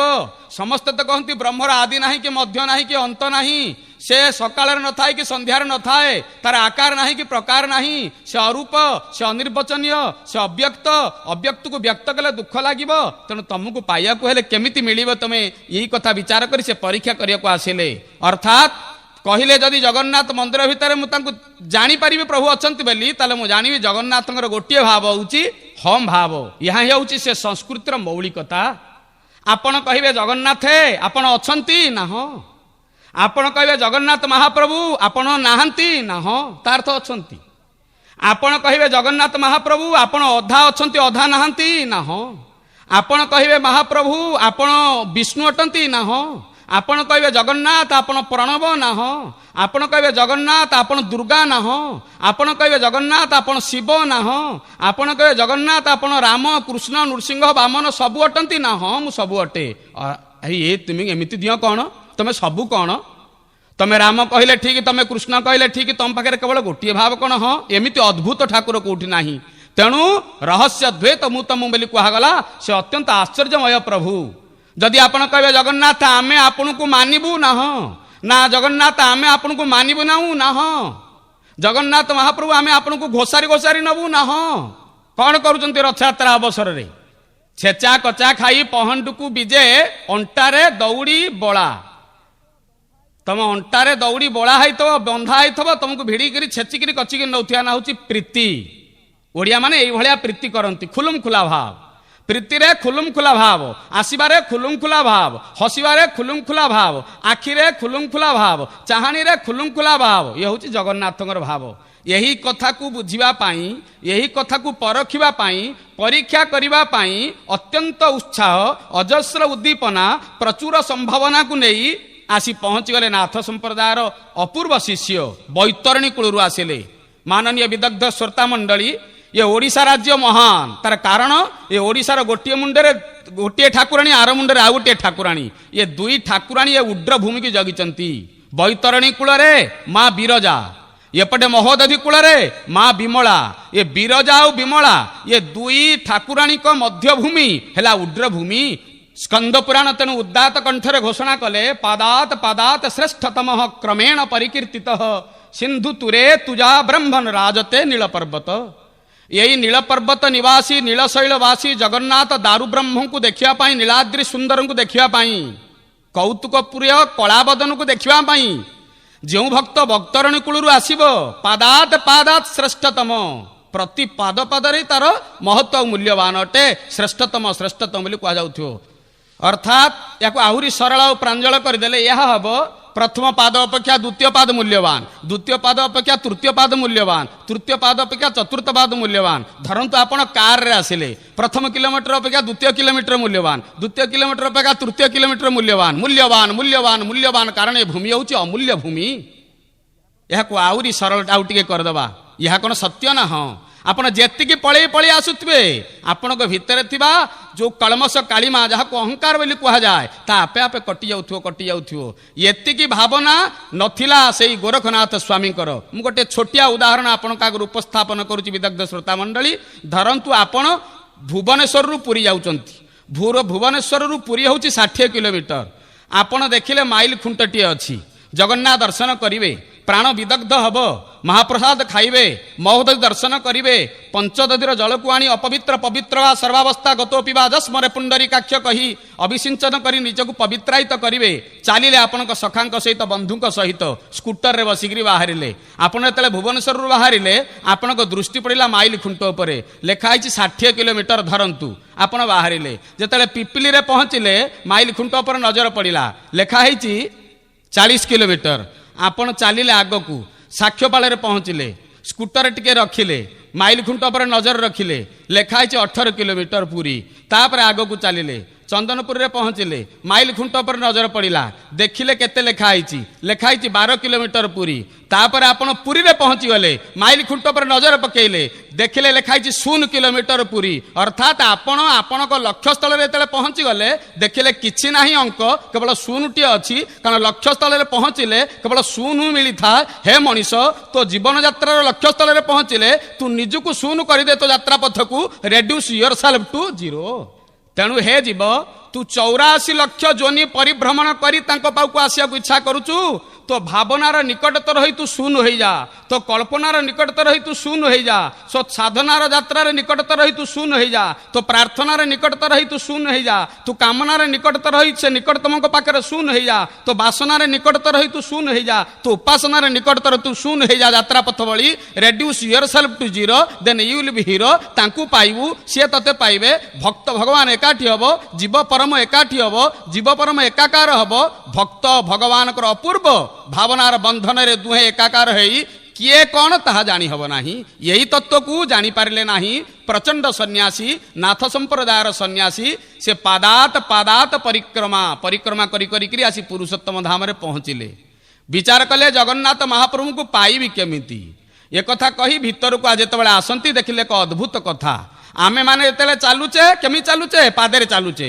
ଯୋଗୀ ମାନେ ଯେତେବେଳେ ଚାଲିବେ, ତାଙ୍କୁ ପଚାରିବେ ତୁମେ କ'ଣ କରୁଛ? ନା ଚାଲିଛି ଯୋଗ। ଆମେ ଚାଲୁ ନା, ଆମେ ଯୋଗ କରି ଚାଲୁ। ଇଏ ଯୋଗୀ ସମ୍ପ୍ରଦାୟର ପ୍ରଚଣ୍ଡ ସନ୍ନ୍ୟାସୀ ତାଙ୍କ ଭାବନାରେ ବ୍ରହ୍ମ ପରାତ୍ପର ପରମେଶ୍ୱର ଜଗଦାଧାର ଜଗଦୀଶ୍ୱର ଅଖଣ୍ଡ ମଣ୍ଡଳାକାରଙ୍କୁ କେମିତି ଉପାସନା କରନ୍ତି, ତାଙ୍କର 2-3ଟି ସୁନ୍ଦର ତତ୍ତ୍ୱପୂର୍ଣ୍ଣ ଆଉ ତଥ୍ୟପୂର୍ଣ୍ଣ ଗୀତିକାକୁ ପାଠ କଲେ, ଆଲୋଚନା କଲେ, ପର୍ଯ୍ୟାଲୋଚନା କଲେ ଆମେ ଜାଣିପାରିବା। ବ୍ୟାଘ୍ର ଖାଉଅଛେ ପାଚେଲା କଦଳୀ, ଘୋଷରେ ଖାଉଛେ ପାନ, ସୁଜନେ ହୋ ଘୋଷରେ ଖାଉଛେ ପାନ। ବଣ ବିରାଡ଼ି ଯେ ବୈଷ୍ଣବ ହୋଇ ସଭାରେ କହୁଛି ଜ୍ଞାନ, ସୁଜନେ ହୋ ସଭାରେ କହୁଛି ଜ୍ଞାନ, ସୁଜନେ ହୋ ସଭାରେ କହୁଛି ଜ୍ଞାନ। बोले जगन्नाथ भगवान के। ଜୟ। विदग्ध सुज्ञ जने व्याघ्र खाऊअछि पाचिला कदली। यार अर्थ होउछि व्याघ्र होउछि जीव, पाचिला कदली कर्मफल। ये जीव कर्मफल रूपक पाचिला कदली खाऊअछि व्याघ्र होई। घुसुरी होउछि मन। से कौन खाऊछि, कौन पान करुछि? विषय रस को पान करुअछि। बण बिराड़ी जे, बण होउछि हमर शरीर। बणरे बिराड़ी रहे, आम शरीर अहंकार रूपक बिराड़ी रही अछि। से वैष्णव हो जाइछि। कौन कहूछि वैष्णव होई कौन करुछि? सभारे ज्ञान वितरण करुछि। सभा होउछि सारा संसार माया संसार। अभिराम परमहंस नवाक्षरी छंदरे याकु सुंदर तर्जमा कले। ए जीव मत व्याघ्र होई, कर्म फल को जे भुंजई, या नाम पाचिला कदली, शुण तु मन मोहाबली, शुण तु मन मोहाबली, शुण तु मन मोहाबली। घुसुरी अटे यही मन, करे विषया विषपान, एही शरीर अटे बन, बिराड़ी अहं बोली जान, बिराड़ी अहं बोली जान, बिराड़ी अहं बोली जान। सभाटई माया क्षेत्र, अहंकार रे सदा मत, अहंकार रे जय हो। अहंकार रे सदा मत। धन्य धन्य कवि, धन्य तुमर कवित्व, धन्य तुमर महत्व, धन्य तुमर कवितार श्रेष्ठत्व भाव। तापरे आउ कौन कहउचंती? पिंपुड़ा पिंपुड़े विवाह होई गले, गगने उड़िला धूले, सुजने हो गगने उड़िला धूले, ବିଲର କଙ୍କଡ଼ା ମୃଦଙ୍ଗ ବଜାନ୍ତି ବେଙ୍ଗ ଦେଲେ ହୁଳହୁଳି। ସୁଜନେ ହୋ ବେଙ୍ଗ ଦେଲେ ହୁଳହୁଳି, ସୁଜନେ ହୋ ବେଙ୍ଗ ଦେଲେ ହୁଳହୁଳି। ମାନନୀୟ ବିଦଗ୍ଧ ଶ୍ରୋତା ମଣ୍ଡଳୀ, ଏଠି ପିମ୍ପୁଡ଼ା ପିମ୍ପୁଡ଼ି ହେଉଛନ୍ତି ଜୀବ ଆଉ ପରମ, ଗଗନ ହେଉଛି ଉର୍ଦ୍ଧ୍ୱ ଦେଶ, ଉଡ଼ିଲା ଧୂଳି ଅର୍ଥାତ୍ ଇଏ ପବନ ଧୂଳି ରୂପରେ ଧୂଳିରେ ମିଶି ଉଡୁଛି। ବିଲର କଙ୍କଡ଼ା, କଙ୍କଡ଼ାର 10ଟି ଗୋଡ଼ ଥାଏ, ତେଣୁ ଏ 10 ଦ୍ୱାର ବିଶିଷ୍ଟ 10 ବାୟୁ, ପ୍ରାଣ ଅପାନ, ସମାନ ଉଦାନ ବ୍ୟାନ, ନାଗ, କୁର୍ମ, କୁକର, ଦେବଦତ୍ତ, ଧନଞ୍ଜୟ, ଏ 10 ବାୟୁ ଆମ ଶରୀର ଭିତରେ ବହିର୍ପ୍ରଦେଶରେ ଅନ୍ତର୍ପ୍ରଦେଶରେ ପ୍ରବାହିତ ହେଉଛି। ମୃଦଙ୍ଗ ଅର୍ଥାତ୍ ମୃଦୁ ଅଙ୍ଗରେ। ବେଙ୍ଗ ଦେଲେ ହୁଳହୁଳି, ବେଙ୍ଗ ମାନେ ଏଠି କିଏ ହେଉଛନ୍ତି? କର୍ମ, ଜ୍ଞାନ, ଭକ୍ତି, ଏମାନେ ଆନନ୍ଦରେ ଜୟଗାନ କରୁଅଛନ୍ତି। ଅଭିରାମ ପରମହଂସଙ୍କ ଲେଖନୀ କଣ କହିଲେ? ପିମ୍ପୁଡ଼ା ପିମ୍ପୁଡ଼ି ଯେ ଦୁଇ, ଜୀବ ପରମ ତାଙ୍କୁ କହି, ଗଗନ ଉର୍ଦ୍ଧ୍ୱ ଦେଶ କହି, ଧୂଳିକେ ପବନ ବୋଲାଇ, ଧୂଳି କି ପବନ ବୋলাই, ଧୂଳି କି ପବନ ବୋলাই। ଜୀବ ପରମ ହେଲେ ମେଳ, ଗଗନେ ଉଠେ ବାୟୁ ଜଳ, କଙ୍କଡ଼ା ବୋଲିଆକୁ କହି, 10ଟି ଗୋଡ଼ ତାର ଥାଇ, 10ଟି ଗୋଡ଼ ତାର ଥାଇ, 10ଟି ଗୋଡ଼ ତାର ଥାଇ। 10 ଗୋଡ଼ ଏ 10 ଦ୍ୱାର, ସାଧକ ମନ ହେତୁ କର, ମୃଦଙ୍ଗ ଅଟେ ମୃଦୁ ଅଙ୍ଗ, କଙ୍କଡ଼ା ଟିପିଲା ମୃଦଙ୍ଗ, କଙ୍କଡ଼ା ଟିପିଲା ମୃଦଙ୍ଗ, କଙ୍କଡ଼ା ଟିପିଲା ମୃଦଙ୍ଗ। ବେଙ୍ଗ ଭକତି କର୍ମ ଜ୍ଞାନ, ଆନନ୍ଦେ କଲେ ଜୟ ଗାନ, ଆନନ୍ଦେ କଲେ ଜୟ ଗାନ,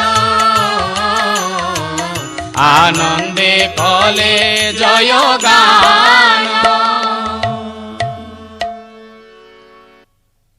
ପିଣ୍ଡ ବ୍ରହ୍ମାଣ୍ଡ ମତରେ ଇଏ ହେଉଛନ୍ତି ସାଧକ, ନାଥ ସମ୍ପ୍ରଦାୟର ସ୍ୱାମୀ।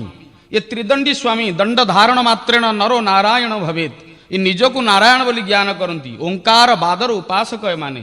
ଇଡ଼ା, ପିଙ୍ଗଳା, ସୁଷୁମ୍ନା ଏ ନାଡିର ସେ ହେଉଛନ୍ତି ଅପୂର୍ବ ସାଧକ। ବ୍ରହ୍ମରନ୍ଧ୍ରରେ ଏମାନେ ହେଉଛନ୍ତି ଗୁଣିଆ। ମୁହଁରେ ସିନା ଶୂନ, ଭିତରେ କିନ୍ତୁ ପୂର୍ଣ୍ଣ ରୂପ ଭଗବାନଙ୍କୁ ସେ ସଦାବେଳେ ସାଧନ କରନ୍ତି।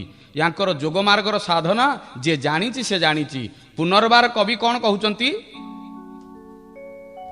ढिंके के करेछे पिता शेल सम कुला को करेछे जर सुजने हो कुला को करेछे जर टोकेई कंढेई बाप घर गले छांचुणी जगिची घर सुजने हो छांचुणी जगिची घर सुजने हो छांचुणी जगिची घर।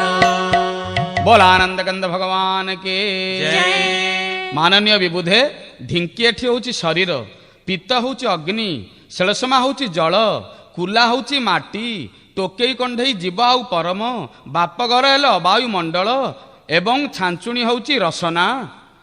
घर जगिची अर्थ कंठचक्र को जगिकी से अच्छी। संपूर्ण पिंड ब्रह्मांड मतर ये होचंदी साधक। ताकू अभिराम परमहंस केमिति सुंदर भाव में तर्जमा करुचंती। ढिंके बोलिण याको कही शरीर बोली जान सही, पितटी अग्नि बोली जान श्लेषम जलटी प्रमाण। निया पानीर युद्ध हेला संसार खेलटी सरिला, कुलाटी माटी बोलाइला सर्वे देखंती ज्वर हेला। একথা ত্রিদোষ সময় সাধক মনে করলয় টোকেই কুণ্ঢেই এ দুই জীব পরম সিনা কই চলিলে বাপ ঘর স্থল সে স্থান ও বায়ুমণ্ডল ছাঞ্চুণী রসনাকু কহি জগিলা কণ্ঠ চক্রে যাই জগিলা কণ্ঠ চক্রে যাই। बोलानंद कंद भगवान की शेषर भणतीरे कवि बड़ सुंदर कथा कहले कईच बापुड़ा बड़ दुधियाली चालुणी रे मोहे दही सुजने हो चालुणी रे मोहे दही से दही खाइण गोरेख गोसाई गले बैरागी होई सुजने हो गले बैरागी होई सुजने हो गले बैरागी होई। बोला आनंद कंद भगवान के कईच हूँ एठी परम पुरुष चालुणी हूँ दंतपंती दही हूँ एठारे अमृत ताको खाऊचंती गोरेख गोसाई जेपरी कईचर पाद थाए ताहा इच्छा मते बाहर करता है पुनर्बार निज शरीर भितर रखुता है परम पुरुष संसार को सेमिति इच्छा मते आसंती एवं निज इच्छा रहंती एवं चालुणी अर्थात तार 32टी जड़ा ये आमर दांत 32टी दांत प्रति दांत मझिरे गोटे हूँ रंध्र एवं से रंध्र 16टी रंध्र ये 32टी दांत मझिरे 16टी रंध्र अर्थात ये 16 32टी महामंत्र जदि मुखरे जप करिव गोरेख गोसाई कहउचंती यही नामामृत को जे मुखरे धारण करिछि से अवश्य बैरागी हब अवश्य बैरागी हब अवश्य बैरागी हब। कईच बोली जाकू कही परम पुरुषटी से ही अंग प्रत्यंग तार नेई भीतरे लुचाए रखई रहंती सदानंदे जाई से पदू अमृत झरई एणु कईच दुधियाली शून्य रे थांती बनमाली चालुणी दंतपति कही से द्वारू अमृत झरई चालुणी जेऊ धरी जड़ा 32 16 गोटी नला से द्वारू झरुछि अमृत गोरेख खाए कृत्य गोरेख खाई जय हो राधे गोरेख खाई कृत्य बोल आनंद कंद भगवान के जय। जगन्नाथ स्वामी के जय। जोगमार्ग रे प्रसिद्ध सन्यासी चलिले परीक्षा करने जगन्नाथ महाप्रभु साई साई गरजुची गभीर निशा राति मंदिर भितर जाई पहुंची गले समग्र मंदिर भितर प्रतिध्वनित होची कौन से एक शब्द ठिया हेले मंदिर भितर सामना रे प्रभु जगन्नाथ कहले तोते कहा जाउची हाँ नाई रो देवता तते कहा जाउची ताहले खुलुम खुला देवता तोर सबू खुलुम खुला ना किंतु आसिला बेलू तो मते बहुत लोक एठी रोकिले कौन खुलुम खुला एठी जदि तू ये मंदिर भितर अच्छु जगन्नाथ मु डाकुची तू ओ कर नचेत हाँ कर जदि तू ये मंदिर भितर अच्छु जगन्नाथ मु डाकुची तू ओ कर नचेत हाँ कर भितर सबला ओ बाबाजी आश्चर्य हो गले इरे हे मंदिर भितर कौन ओ शब्द करुची काठ दियो मध्य ओ करि पारे ताले ये ब्रह्म ना भितर शब्द सुबिला जदि परीक्षा करिया इच्छा करूछु जदि जानिया इच्छा करुछु मु एक खुलुम खुलार देवता ताले आसंता काली साण मेला बेले मते आसीबु खुलुम खुला कि नाही तू देखिबु मु होची ओंकार मु होची प्रणव ଓଙ୍କାର ମନ୍ତ୍ର ସାର ଓଙ୍କାର ଅଘୋର ଓଙ୍କାର ଆକାର ଧରିଲ ଓଙ୍କାର ବର୍ଣ୍ଣ ମାତ୍ରା ଓଙ୍କାର ସର୍ବଜ୍ଞାତା ଓଙ୍କାର ବ୍ରହ୍ମ ରୂପ ନେଲ ହେ ନୀଳାଦ୍ରିଶ ଓଙ୍କାର ପ୍ରକଟ ସ୍ୱର ଓଙ୍କାର ବ୍ରହ୍ମର ବିକାର ଓଙ୍କାର ତତ୍ତ୍ୱବାରି ଓଙ୍କାର ନିର୍ବିକାରୀ ଓ ବୋ ଇଲେ ଓ କର ହେ ନୀଳାଦ୍ରିଶ ଓ ବୋଇଲେ ଓ କର ଓ ବୋଇଲେ ଓ କର ତୁ କାଲି ଆସ ଦେଖିବୁ ମୁଁ କଣ। ରାତ୍ରି ପାହିଲା ପ୍ରତ୍ୟୁଷରୁ ଉଠିଲେ ସନ୍ନ୍ୟାସୀ ତେଜଦୀପ୍ତ ଚେହେରା ଦୃପ୍ତ ସିଂହ ପରି ଠାଣି ଅପୂର୍ବ ସନ୍ନ୍ୟାସୀ ଗୋଟିଏ ବାଡ଼ି ନେଇକିରି ଗଲେ ବ୍ରହ୍ମଦଣ୍ଡ ବୋଲି ତାକୁ କୁହାଯାଏ।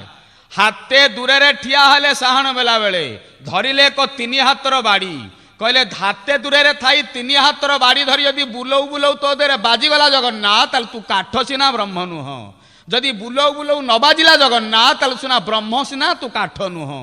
ଏହି କଥା ପରୀକ୍ଷା କରିବା ପାଇଁ ଭିତରେ ଯାଇ ଠିଆ ହେଲେ। ସାଣ ବେଲା ମନ୍ଦିର ଭିତରୁ ସମସ୍ତ ଭକ୍ତମାନେ ଉଦାତ କଣ୍ଠରେ ଉଦାତ ହୃଦୟରେ ମୁକ୍ତ ହୃଦୟରେ ସେ ସୁନ୍ଦର ବିକଚ ପଦ୍ମନେତ୍ର ଦର୍ଶନ କରିବା ପାଇଁ ତାଙ୍କ ପଦ୍ମପାଦ ଆଡ଼ିକି ସମସ୍ତେ ଛୁଟି ଚାଲୁଛନ୍ତି। ଚାଲିଲେ ତାଙ୍କ ସାଥିରେ ସୁନ୍ଦର ଭକ୍ତ ନାଥ ସମ୍ପ୍ରଦାୟର ଆଚାର୍ଯ୍ୟ ପୁଙ୍ଗବ ହାତରେ ଧରିଲେ 3 ହାତର ବାଡ଼ି ଏବଂ ଠିଆ ହେଲେ ହାତେ ଦୂରରେ ବୁଲେଇଲେ ବାଡ଼ି ତାହା ବାଜିଲା ନାହିଁ। କହିଲେ ତାହେଲେ ବ୍ରହ୍ମ ଇଏ ନା, ମୁଁ 3 ହାତର ବାଡ଼ି ବୁଲଉଛି ହାତେ ଦୂରରେ ଅଛି ବାଜୁ ନାହିଁ, ତାହେଲେ ନିଶ୍ଚୟ ବ୍ରହ୍ମ, ଏ ନିଶ୍ଚୟ ଶୂନ୍ୟ, ଏ ନିଶ୍ଚୟ ଶୂନ୍ୟ। ପୁନର୍ବାର ବୁଲେଇଲେ ବାଡ଼ି ତାହା ବାଜିଗଲା। କହିଲେ ଇରେ ହେ ତାଲି ଏଇଟା କାଠଟା ବ୍ରହ୍ମ ନୁହଁ ନା। ବାରମ୍ବାର ବଜଉଥାନ୍ତି ବାଜୁଥାଏ ବାଜୁ ନଥାଏ, ବାଜୁ ନଥାଏ ବାଜୁଥାଏ, ବାଜୁଥାଏ ବାଜୁ ନଥାଏ, ବାଜୁ ନଥାଏ ବାଜୁଥାଏ, ଏମିତି ଚାଲିଲା। ବ୍ରହ୍ମ ବ୍ରହ୍ମ ନୁହଁ, ବ୍ରହ୍ମ ବ୍ରହ୍ମ ନୁହଁ, ଅସ୍ତି ନାସ୍ତି, ଅସ୍ତି ନାସ୍ତି। ହଁ ନାଇଁରେ ଖେଳ ଭିତରେ ପ୍ରଭୁ ଉତ୍ତର ଦେଲେ। କହିଲେ ତୁମ୍ଭେ ନାଥ ସମ୍ପ୍ରଦାୟର ସନ୍ନ୍ୟାସୀ ମାନେ ଆସିବ, ବେଳ ନାହିଁ କାଳ ନାହିଁ, କେତେବେଳେ ଆସିବ ମତେ ପରୀକ୍ଷା କରିବାକୁ ଆସି ମତେ ଏମିତି ବାଡ଼ି ଧରିକିରି ମତେ ପରୀକ୍ଷା କରିବାକୁ ଯିବ? ମୁଁ କଣ ପରୀକ୍ଷା ଦେବା ପାଇଁ ଏଠି ଆସିଛି? ତୁମକୁ ଆଜିଠାରୁ ମୋ ଦେଉଳ ମନା, ମନ୍ଦିର ଭିତରକୁ ଆସିବ ନାହିଁ। ଯଦି ଆସିବାକୁ ଇଚ୍ଛା କରୁଛ ତାହେଲେ ତୁମେ ରଥଯାତ୍ରା ଅବକାଶରେ ନାଥ ସମ୍ପ୍ରଦାୟର ଅପୂର୍ବ ସନ୍ନ୍ୟାସୀ ମତେ ଦର୍ଶନ କରି କୃତକୃତ୍ୟ ହବ, କୃତକୃତ୍ୟ ହବ। ନାଥ ସମ୍ପ୍ରଦାୟର ସନ୍ନ୍ୟାସୀ କହିଲେ ପ୍ରଭୁ ତମର ଦରବାରକୁ ଆସିବା ପାଇଁ ସଦାବେଳେ ସାଣ ବେଲା ସମସ୍ତେ ଆସୁଛନ୍ତି, ତୁ ଖୁଲୁମ ଖୁଲାର ଦିଅ, ତୁ ବିମୁକ୍ତିର ଦିଅ, ସବୁ ତୋ ପାଖରେ ମେଲା ଆଉ ଖୋଲା, ମୋ ପାଇଁ ତ ଦୁଆର ବନ୍ଦ ହେଇଗଲା। ୟାର କାରଣ କଣ ନା ଅହଙ୍କାରକୁ ନେଇକରି ଯିଏ ମୋ ପାଖକୁ ଆସିବ ମୁଁ ତାଠୁ ଦୂରେଇ ରହିଥାଏ, ମୁଁ ତାକୁ ଦେଖା ଦିଏ ନାହିଁ।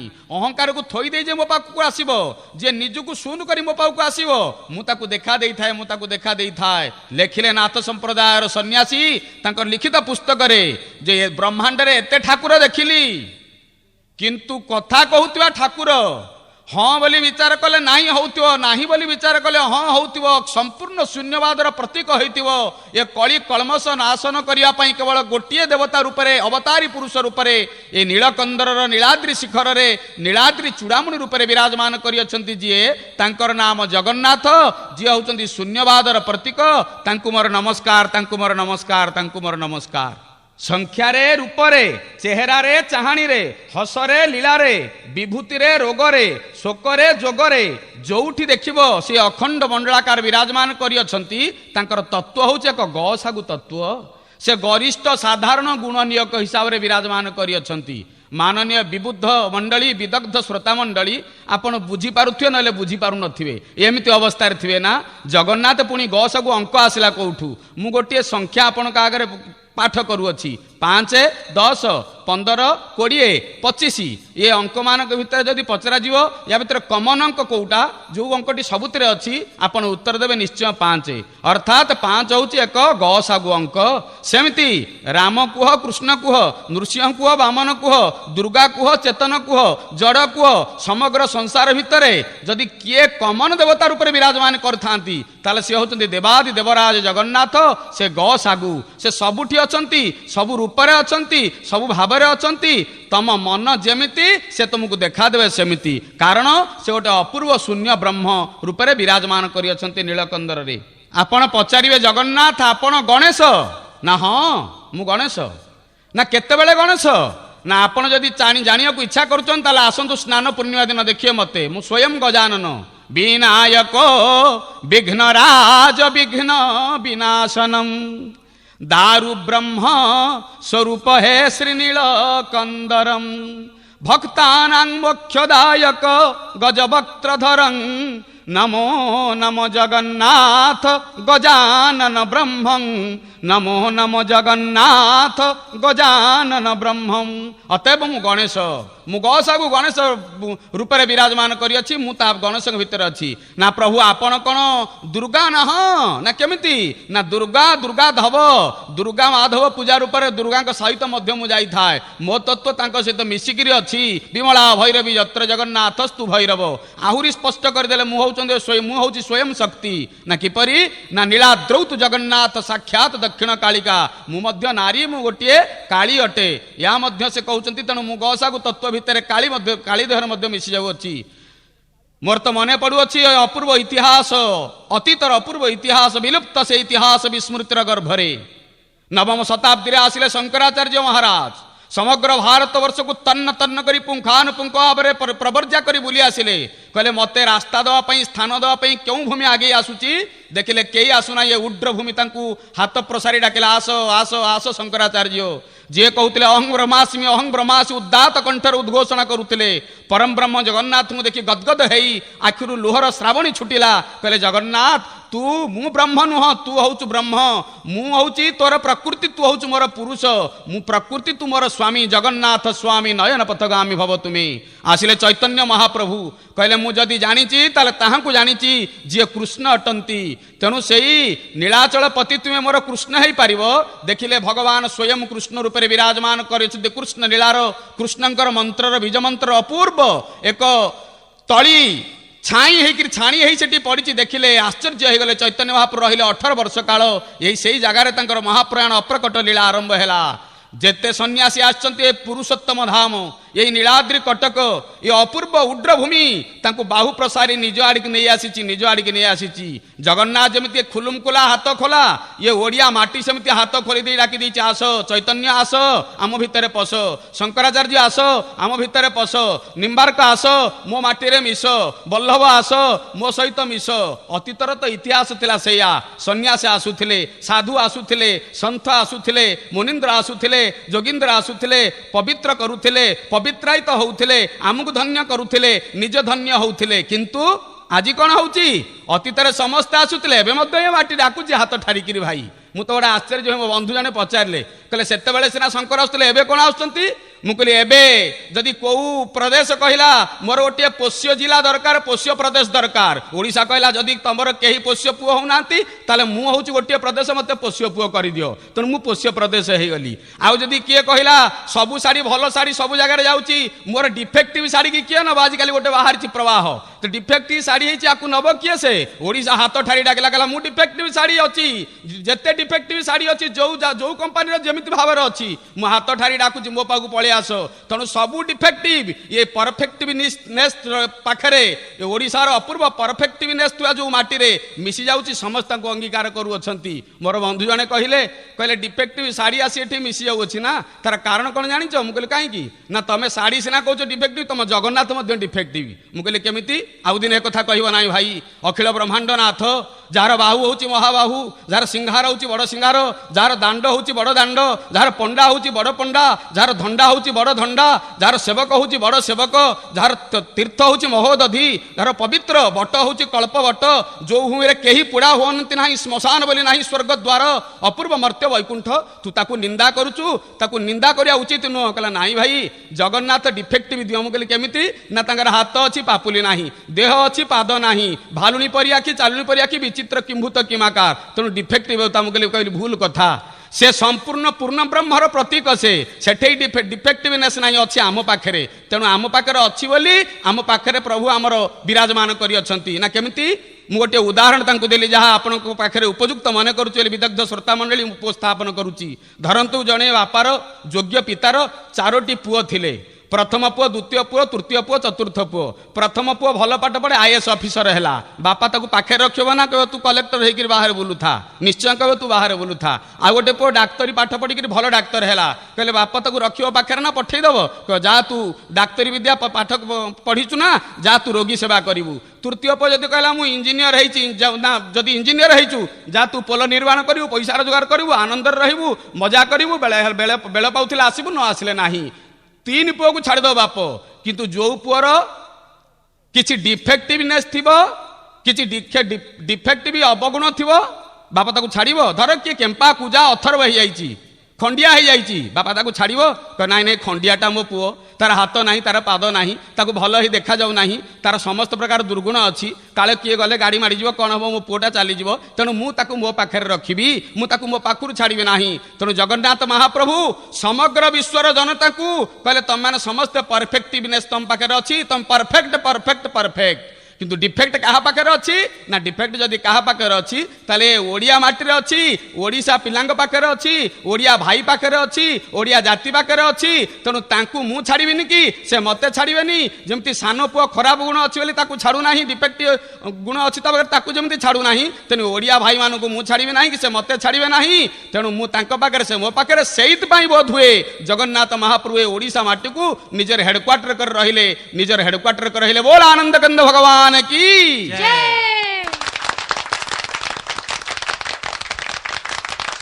ତେଣୁ ଏ ଜଗନ୍ନାଥ ମହାପ୍ରଭୁଙ୍କର ଆଦି ନାହିଁ କି ଅନ୍ତ ନାହିଁ। ଅନନ୍ତ ଆକାଶରେ ଯେପରି ଆଦି ନାହିଁ କି ଅନ୍ତ ନାହିଁ, ୟାଙ୍କର ଆଦି ନାହିଁ କି ଅନ୍ତ ନାହିଁ। ବିଶାଳ ସାଗରର ଯେମିତି କ୍ଷୟ ନାହିଁ କି ବୃଦ୍ଧି ନାହିଁ, ଏ ମହାପ୍ରଭୁଙ୍କର ସେମିତି କ୍ଷୟ ନାହିଁ କି ବୃଦ୍ଧି ନାହିଁ। ବାୟୁ ପ୍ରବାହର ଯେମିତି ଉପକ୍ରମ ନାହିଁ କି ଉପସଂହାର ନାହିଁ, ଆରମ୍ଭ ନାହିଁ କି ଶେଷ ନାହିଁ, ଦିଗ ନାହିଁ କି ବିଦିଗ ନାହିଁ, ୟାଙ୍କର ମଧ୍ୟ ଦିଗ ନାହିଁ କି ବିଦିଗ ନାହିଁ। ଜଣେ ପାଶ୍ଚାତ୍ୟ ଦେଶର ଅପୂର୍ବ ସଭ୍ୟତା ସମ୍ପନ୍ନ ପ୍ରଶାସକ ପୁରୁଷୋତ୍ତମ ଧାମ ଆସିଲେ, ସରକାର ହେଇକିରି ଆସିଲେ। ପବିତ୍ର ପୁରୀ, ଅଖଣ୍ଡ ପୁରୀ ଜିଲ୍ଲାର ସେ ଡିସି ସାହେବ ଆସିଲେ, ଯାହାକୁ ଡେପୁଟି କମିଶନର ବୋଲି କୁହାଯାଏ। ଏ ଇତିହାସର କଥା, ନିଚ୍ଛକ ସତ୍ୟ କଥା ଆପଣଙ୍କ ଆଗରେ ବିଦଗ୍ଧ ଶ୍ରୋତା ମଣ୍ଡଳୀ ଉପସ୍ଥାପନ କରୁଅଛି। ଯେତେବେଳେ ଆସିଲେ ସାହେବ ମହୋଦୟ ସବୁଦିନ ଅଫିସ ଯାଆନ୍ତି, ଫାଇଲ ମେଣ୍ଟେନ କରନ୍ତି, ଫାଇଲରେ ଦସ୍ତଖତ କରନ୍ତି। ଦିନେ ହଠାତ୍ ଗୋଟେ ବିଚିତ୍ର ଫାଇଲ ଉପରେ ଦସ୍ତଖତ କରୁ କରୁ ଗୋଟେ ଅପୂର୍ବ ନଜର ତାଙ୍କର ପଡ଼ିଗଲା। କହିଲା ହା, ଫାଇଲରେ ଲେଖା ଅଛି ଜଗନ୍ନାଥଙ୍କୁ ଖାଇବାକୁ ଦବା ପାଇଁ କିଛି ଜିନିଷ ନାହିଁ, ତେଣୁ କ'ଣ ସେ ଖାଇବେ ତାଙ୍କ ଖାଇବା ପାଇଁ ଆପଣ ବ୍ୟବସ୍ଥା କରନ୍ତୁ। ଡିସି ସାହେବ ଫାଇଲଟି ଥୋଇ ଦେଇକିରି ପେସ୍କାରଙ୍କୁ ଡାକିଲେ। କହିଲେ ପେସ୍କାର ମହୋଦୟ, ଇଏ ଜଗନ୍ନାଥ ବାବୁ କିଏ, ତାଙ୍କୁ ଡାକ। ମୋର ଜିଲ୍ଲାରେ ପୁଣି ଏମିତି ଗୋଟେ ଲୋକ କିଏ ଅଛି ଯାହାର ଖାଇବା ନାହିଁ, ମୁଁ ବୁଝିବି ତାଙ୍କ କଥା, ତାଙ୍କୁ ଟିକେ ଡାକ। ପେସ୍କାର ମହୋଦୟ ମୁଣ୍ଡରେ ହାତ ଦେଇକିରି ବସିଲେ। କହିଲେ ଆଜ୍ଞା, ଇଏ ଜଗନ୍ନାଥ ବାବୁ ବୋଲି କେହି ନାହାନ୍ତି, ଇଏ ଜଗନ୍ନାଥ ପ୍ରଭୁ। ନା ପ୍ରଭୁ? ନାଇଁ, ଆମମାନଙ୍କର ହେଉଛନ୍ତି ଅତ୍ୟନ୍ତ ବିଲଭ୍ଡ ଗଡ୍। ନା ଆଚ୍ଛା, ସେ କିଏ ସେ? ନା ଆଜ୍ଞା, ଦାରୁ ବ୍ରହ୍ମ ଜଗନ୍ନାଥ, ଏଡ ବଡ଼ ମନ୍ଦିର ଯୋଉ ଦେଖୁଛନ୍ତି ତାଙ୍କ ନାଁ ଜଗନ୍ନାଥ। ନା ସିଏ ଖାଇଲେ କି ନ ଖାଇଲେ ମୋର କ'ଣ ଗଲା, ମୁଁ କାହିଁ ତାଙ୍କ କଥା ବୁଝିବି, ତମେ କାହିଁ ଏ ଫାଇଲ ଆଣିଛ? ନା ଆଜ୍ଞା, ଏଠେଇକି ଯିଏ ଆଗ ଆସିବେ ତାଙ୍କ ଖାଇବା ପିଇବାର ପ୍ରବନ୍ଧ କଲେ ସିଏ ତାଙ୍କର ଖାଇବା ପିଇବା ବୁଝିବେ। କହିଲେ ଆଶ୍ଚର୍ଯ୍ୟ କଥା, ଓଡ଼ିଆ ମାନଙ୍କର ଦିଅ, କାଠର ଦିଅ, ତାକୁ ତମେ କ'ଣ କହୁଛ ନା ବ୍ରହ୍ମ ବୋଲି କହୁଛ। ଭଲ କହିଲ, କାଠ କ'ଣ ଖାଏ? ନିଜ ଟେବୁଲ ଉପରେ ଥିବା ରୋଲ ବାଲ୍ଟି ଧରିକିରି ଗୋଟେ ଲଡୁ ଆଣି ସେ ରୋଲ ବାଡ଼ି ମୁହଁରେ ଲଗେଇଲେ। କହିଲେ ଖା ଖା ଖା। ଆଜ୍ଞା, ରୋଲ ବାଡ଼ି କ'ଣ ଖାଆନ୍ତା, କାଠଟା କ'ଣ ଖାଇବ? କହିଲା ରୋଲ ବାଡ଼ି ଯେମିତି ଖାଉନାହିଁ ସେମିତି ତମ କାଠର ଦିଅ ଖାଉନାହାନ୍ତି, ତମେ ମିଛ କହୁଛ।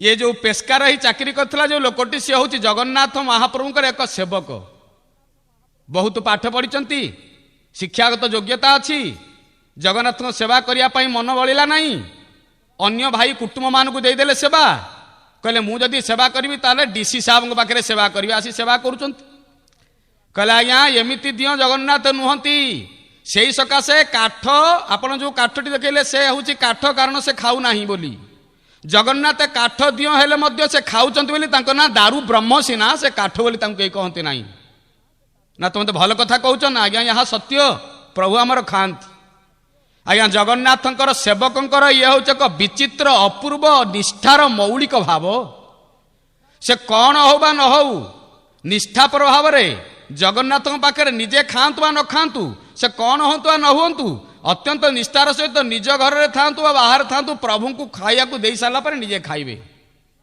एमाने होचंती सत्यर तपी एमाने होचंती तृतीयारे कपी एमाने होचंती द्वापर रे गोपी कलिजुगे जगन्नाथ चारिपटे सेवक रूप में अछंती छपी एमाने पर्वत परी प्रभाव पकांती पवन परी पलासी उठंती समुद्र परी बेले बेले गर्जन करती मेघ परी घड़घड़ी छाड़ती किंतु प्रभुଙ୍କ पाखरे थिले अबोध शिशु परी शून्य हो जाती छोट कर दियंती निजको रेड्यूस योरसेल्फ टू जीरो निजको कर दियंती कौन कहले गोपांगना मान को भगवान ब्रजेंद्र नंदन कृष्णचंद्र रसरास रसिकेन्द्र मौली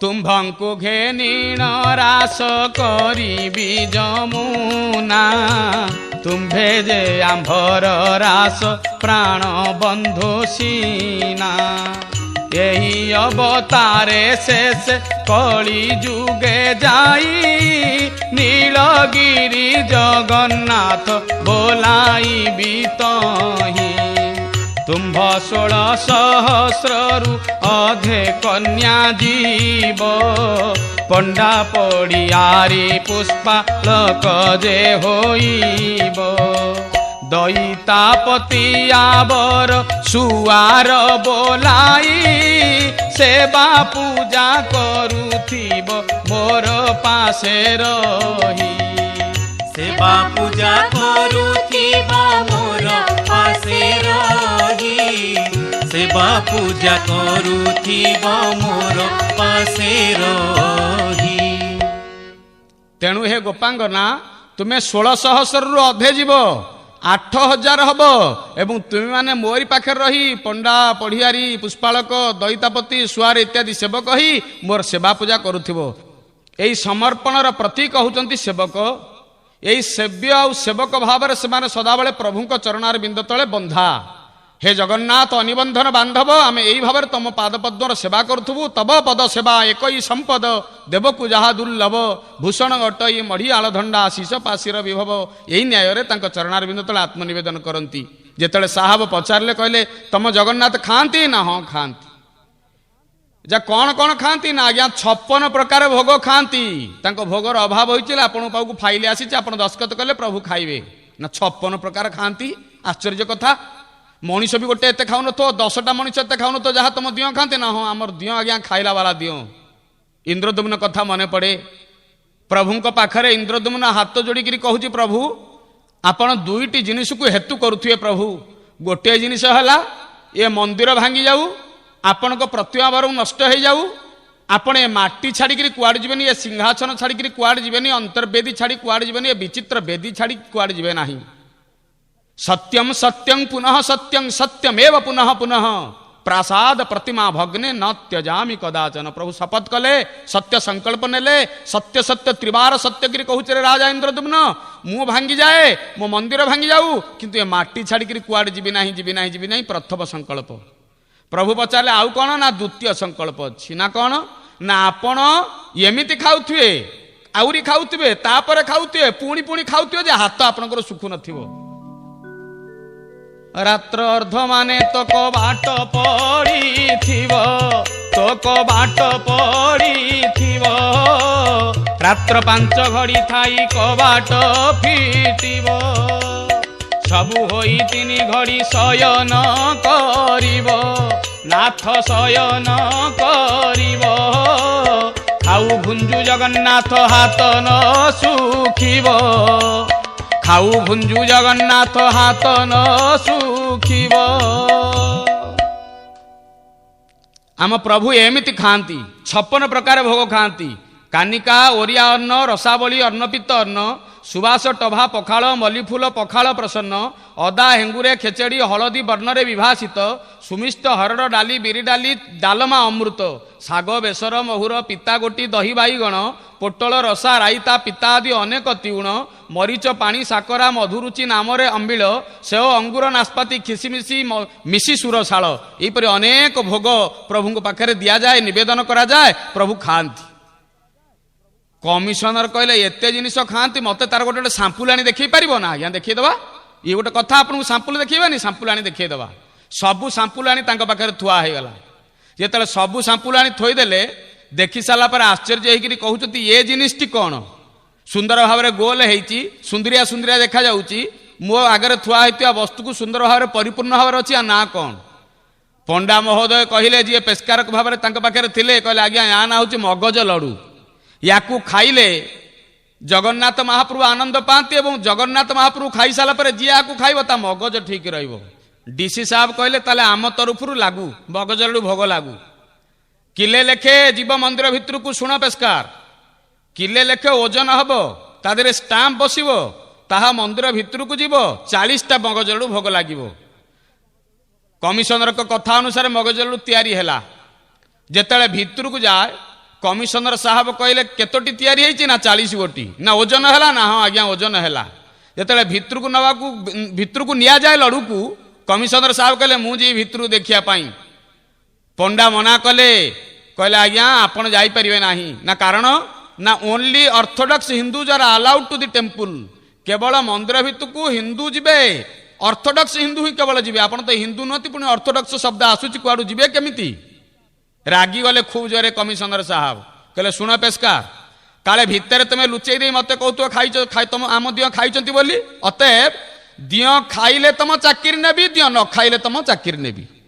सत्य प्रभु जगन्नाथ लीला कौन केते भोग केते यात्रा केते लीला तुम्भ पित्त वास हे जगन्निवास कौन वर्णना करियो ए मूर्ख चारण रामदास आपणकर केते लीला सत्य पूजा पंडा महोदय जेतेले प्रभु चरणार बिंद तले आत्मनिवेदन करी लडू तक नहीं जाउचंती कहउचंती प्रभु डीसी साहब देइचंती भोग आपन को सत्य ये किंतु आपण एमिति भाव में खाइबे जेमिति मो चाकिरटी रहिबो कारण से देला वाला आपण होउचंती खाइला वाला मु मझिरे केवल कथा कहिला वाला आपण खांती बोली मु जानिची बोली एक कथा कहिदेली मणिमा तेणु आपण आपण को बाना आपण को टेको रक्षा करंतु पतित पावन बानार टेको आपण रक्षा करंतु मु किछि भूल कहि नाही से मध्य किछि भूल कहि नांती कारण से भितर को आसी परिबे नाही तांकर संदेह काले आमे रखि देइथिबु आमे बा काई रखिबु प्रभु तेणु कलाहाट द्वार पाखरे जगन्नाथ सामना रे ठिया हेई गदगद हेई सानिध्य रे ठिया हेइचंती आखिरु धार धार लुह बाहरी पडुची कांदिकिरी कहउचंती प्रभु आपण समस्तंकर टेको रखिचंती मुर्गुणी डाकिला टेको रखिले आपण को गज डाकिला ताहाकु रक्षा कले द्रौपदी डाकिला ताकु रक्षा कले प्रहलाद को आपण रक्षा कले मु सेवक प्रभु सदापराधी आपण चरणार बिंदर सेवक भूल कर देछि पाठ पढ़ी बोली तांको पाखरे सेवा करूची आउ प्रभु एपरी भूल करिवि नाही दयामय मते रक्षा करंतु यही कथाटी आप मोर रक्षा करंतु आपण खाई दियंतु एमिति खांतु मो चाकिरी रखिकरी खांतु कारण आपण खाइले मो चाकिरी जीव आपण न खाइले मो चाकिरी जीव आपण केमिति खाइबे आपण जानंती। आहे जगन्नाथ अनाथर नाथ आतंक नाशन बाना हे शरण रक्षण आहे दीन जन बंधु कष्ट निवारण हे कालिया कोला ठाकुर रख रखवारे राधा बर हे कालिया कोला ठाकुर हे कोटि कैवल्यनाथ हे कालिया कला ठाकुर हे अशरण शरण शरण पंजर बाना भगवान मु कौन दोष कली से तो देला वाला आपण खाइला वाला प्रभु आपण आपण को टेक न रखिले मो चाकिरी जीव प्रभु मु चलेबी कुटुंब केमिति अरक्षर रक्षक आहे मोहाबाहु अपक्ष पक्ष गोसाई हे अपराध भंजन आहे अंतर्जामी अपराध भंजन आहे अंतर्जामी जगन्नाथ भावग्राही हे कालिया कोला ठाकुर मुहि नास गलिटी एथर हे कालिया कोला ठाकुर मु जानिथिले एपरी भूल करि नथांती मणिमा बड़ मुहरे बड़ कथारे कहिदेली प्रभु हे कालिया कला ठाकुर हे अपक्ष पक्ष गोसाई अपराध तिले मार्जना कर मोर एई कथा थरे श्रवण कर प्रभु एई थर आपण खाई दियंतु एई थर आपण खाई दियंतु एपरी भाबरे खांतु मो चाकरी रखिला परी खांतु प्रभु आपण खाइले मो चाकरी जीवो आपण न खाइले मो चाकरी जीवो तुम्भ परा प्रभु थाऊ थाऊ मुझे बुड़िली विपद जड़े एते बेले प्रभु डाकन शुणुछ एते बेले प्रभु डाकन शुणुछ जेते डाकिली बिकले हे कालिया कोला ठाकुर मुहि की दोष कली तुम्भर हे कालिया कोला ठाकुर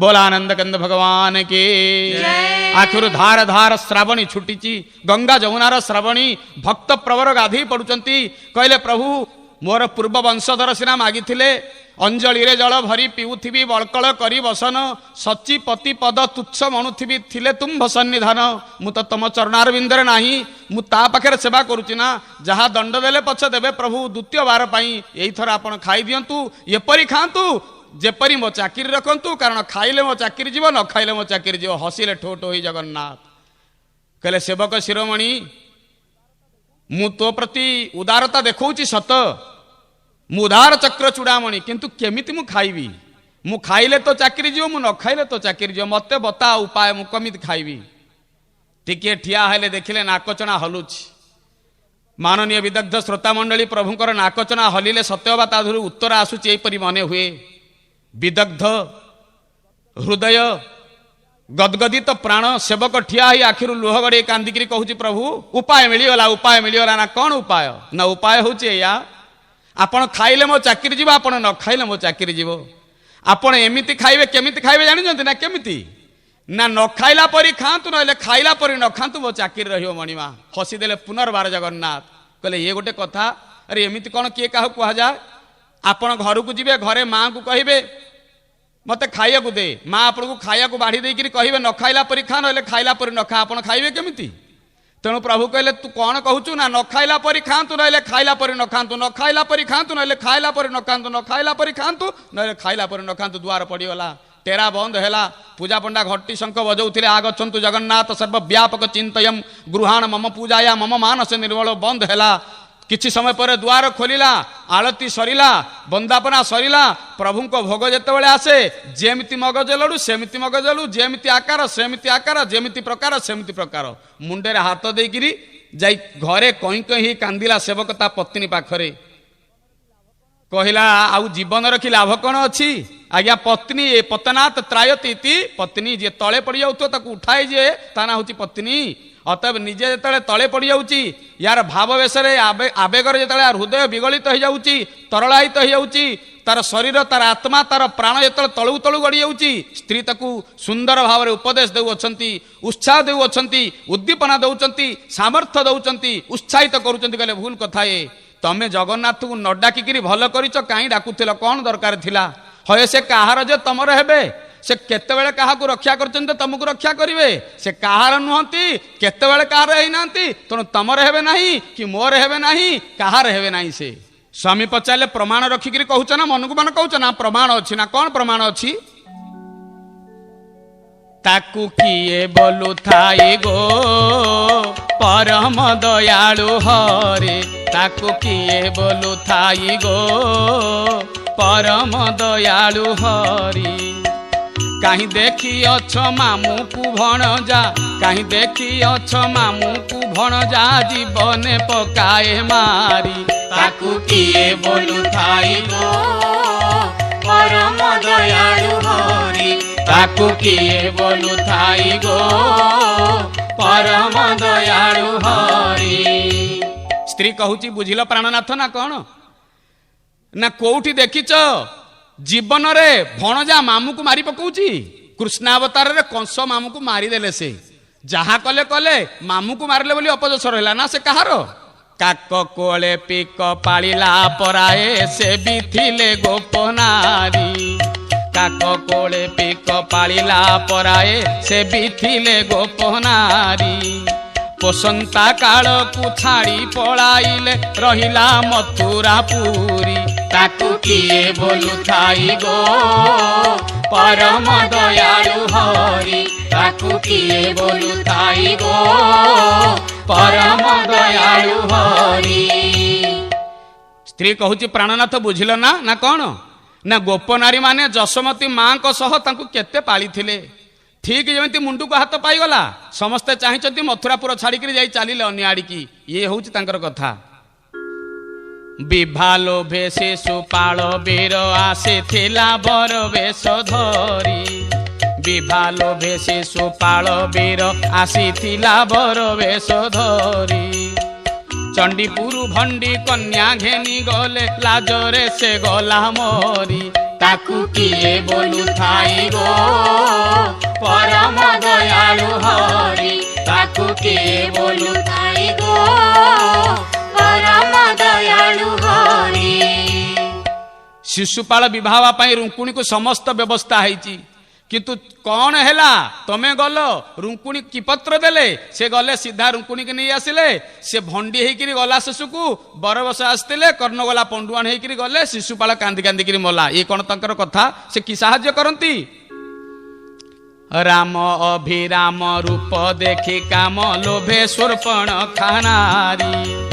ରାମ ଅଭିରାମ ରୂପ ଦେଖି କାମ ଲୋଭେ ଶୂର୍ପଣଖା ନାରୀ।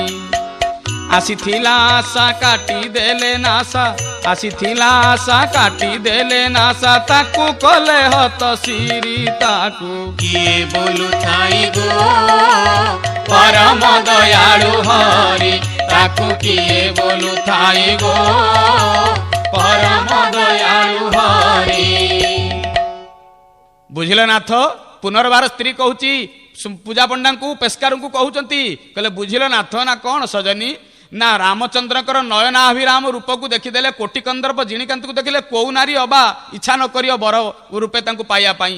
ଶୂର୍ପଣଖା ଆସିଲା, ତା ନାସାକର୍ଣ୍ଣକୁ ତୁମେ କାଟିଦେଲ, ତାକୁ ହତଶ୍ରୀ କରିଦେଲ। ଏଇଥିରେ କହୁଛ ପରମ ଦୟାଳୁ ତୁମେ?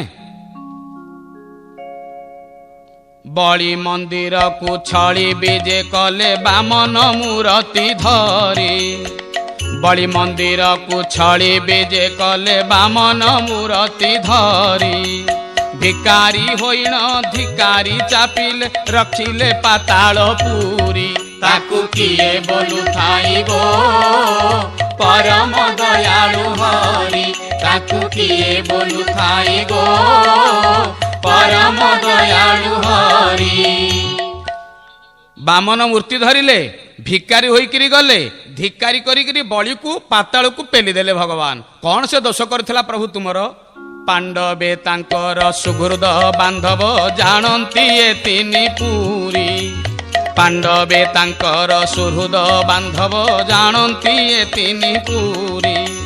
ଭୀମ ସୁତ ବେଲା ବଳିକୁ ମାରିଲେ, କେଉଁ ଅବଗୁଣ ଧରି। ତାକୁ କିଏ ବୋଲୁଥାଇ ଗୋ ପରମ ଦୟାଳୁ ହରି।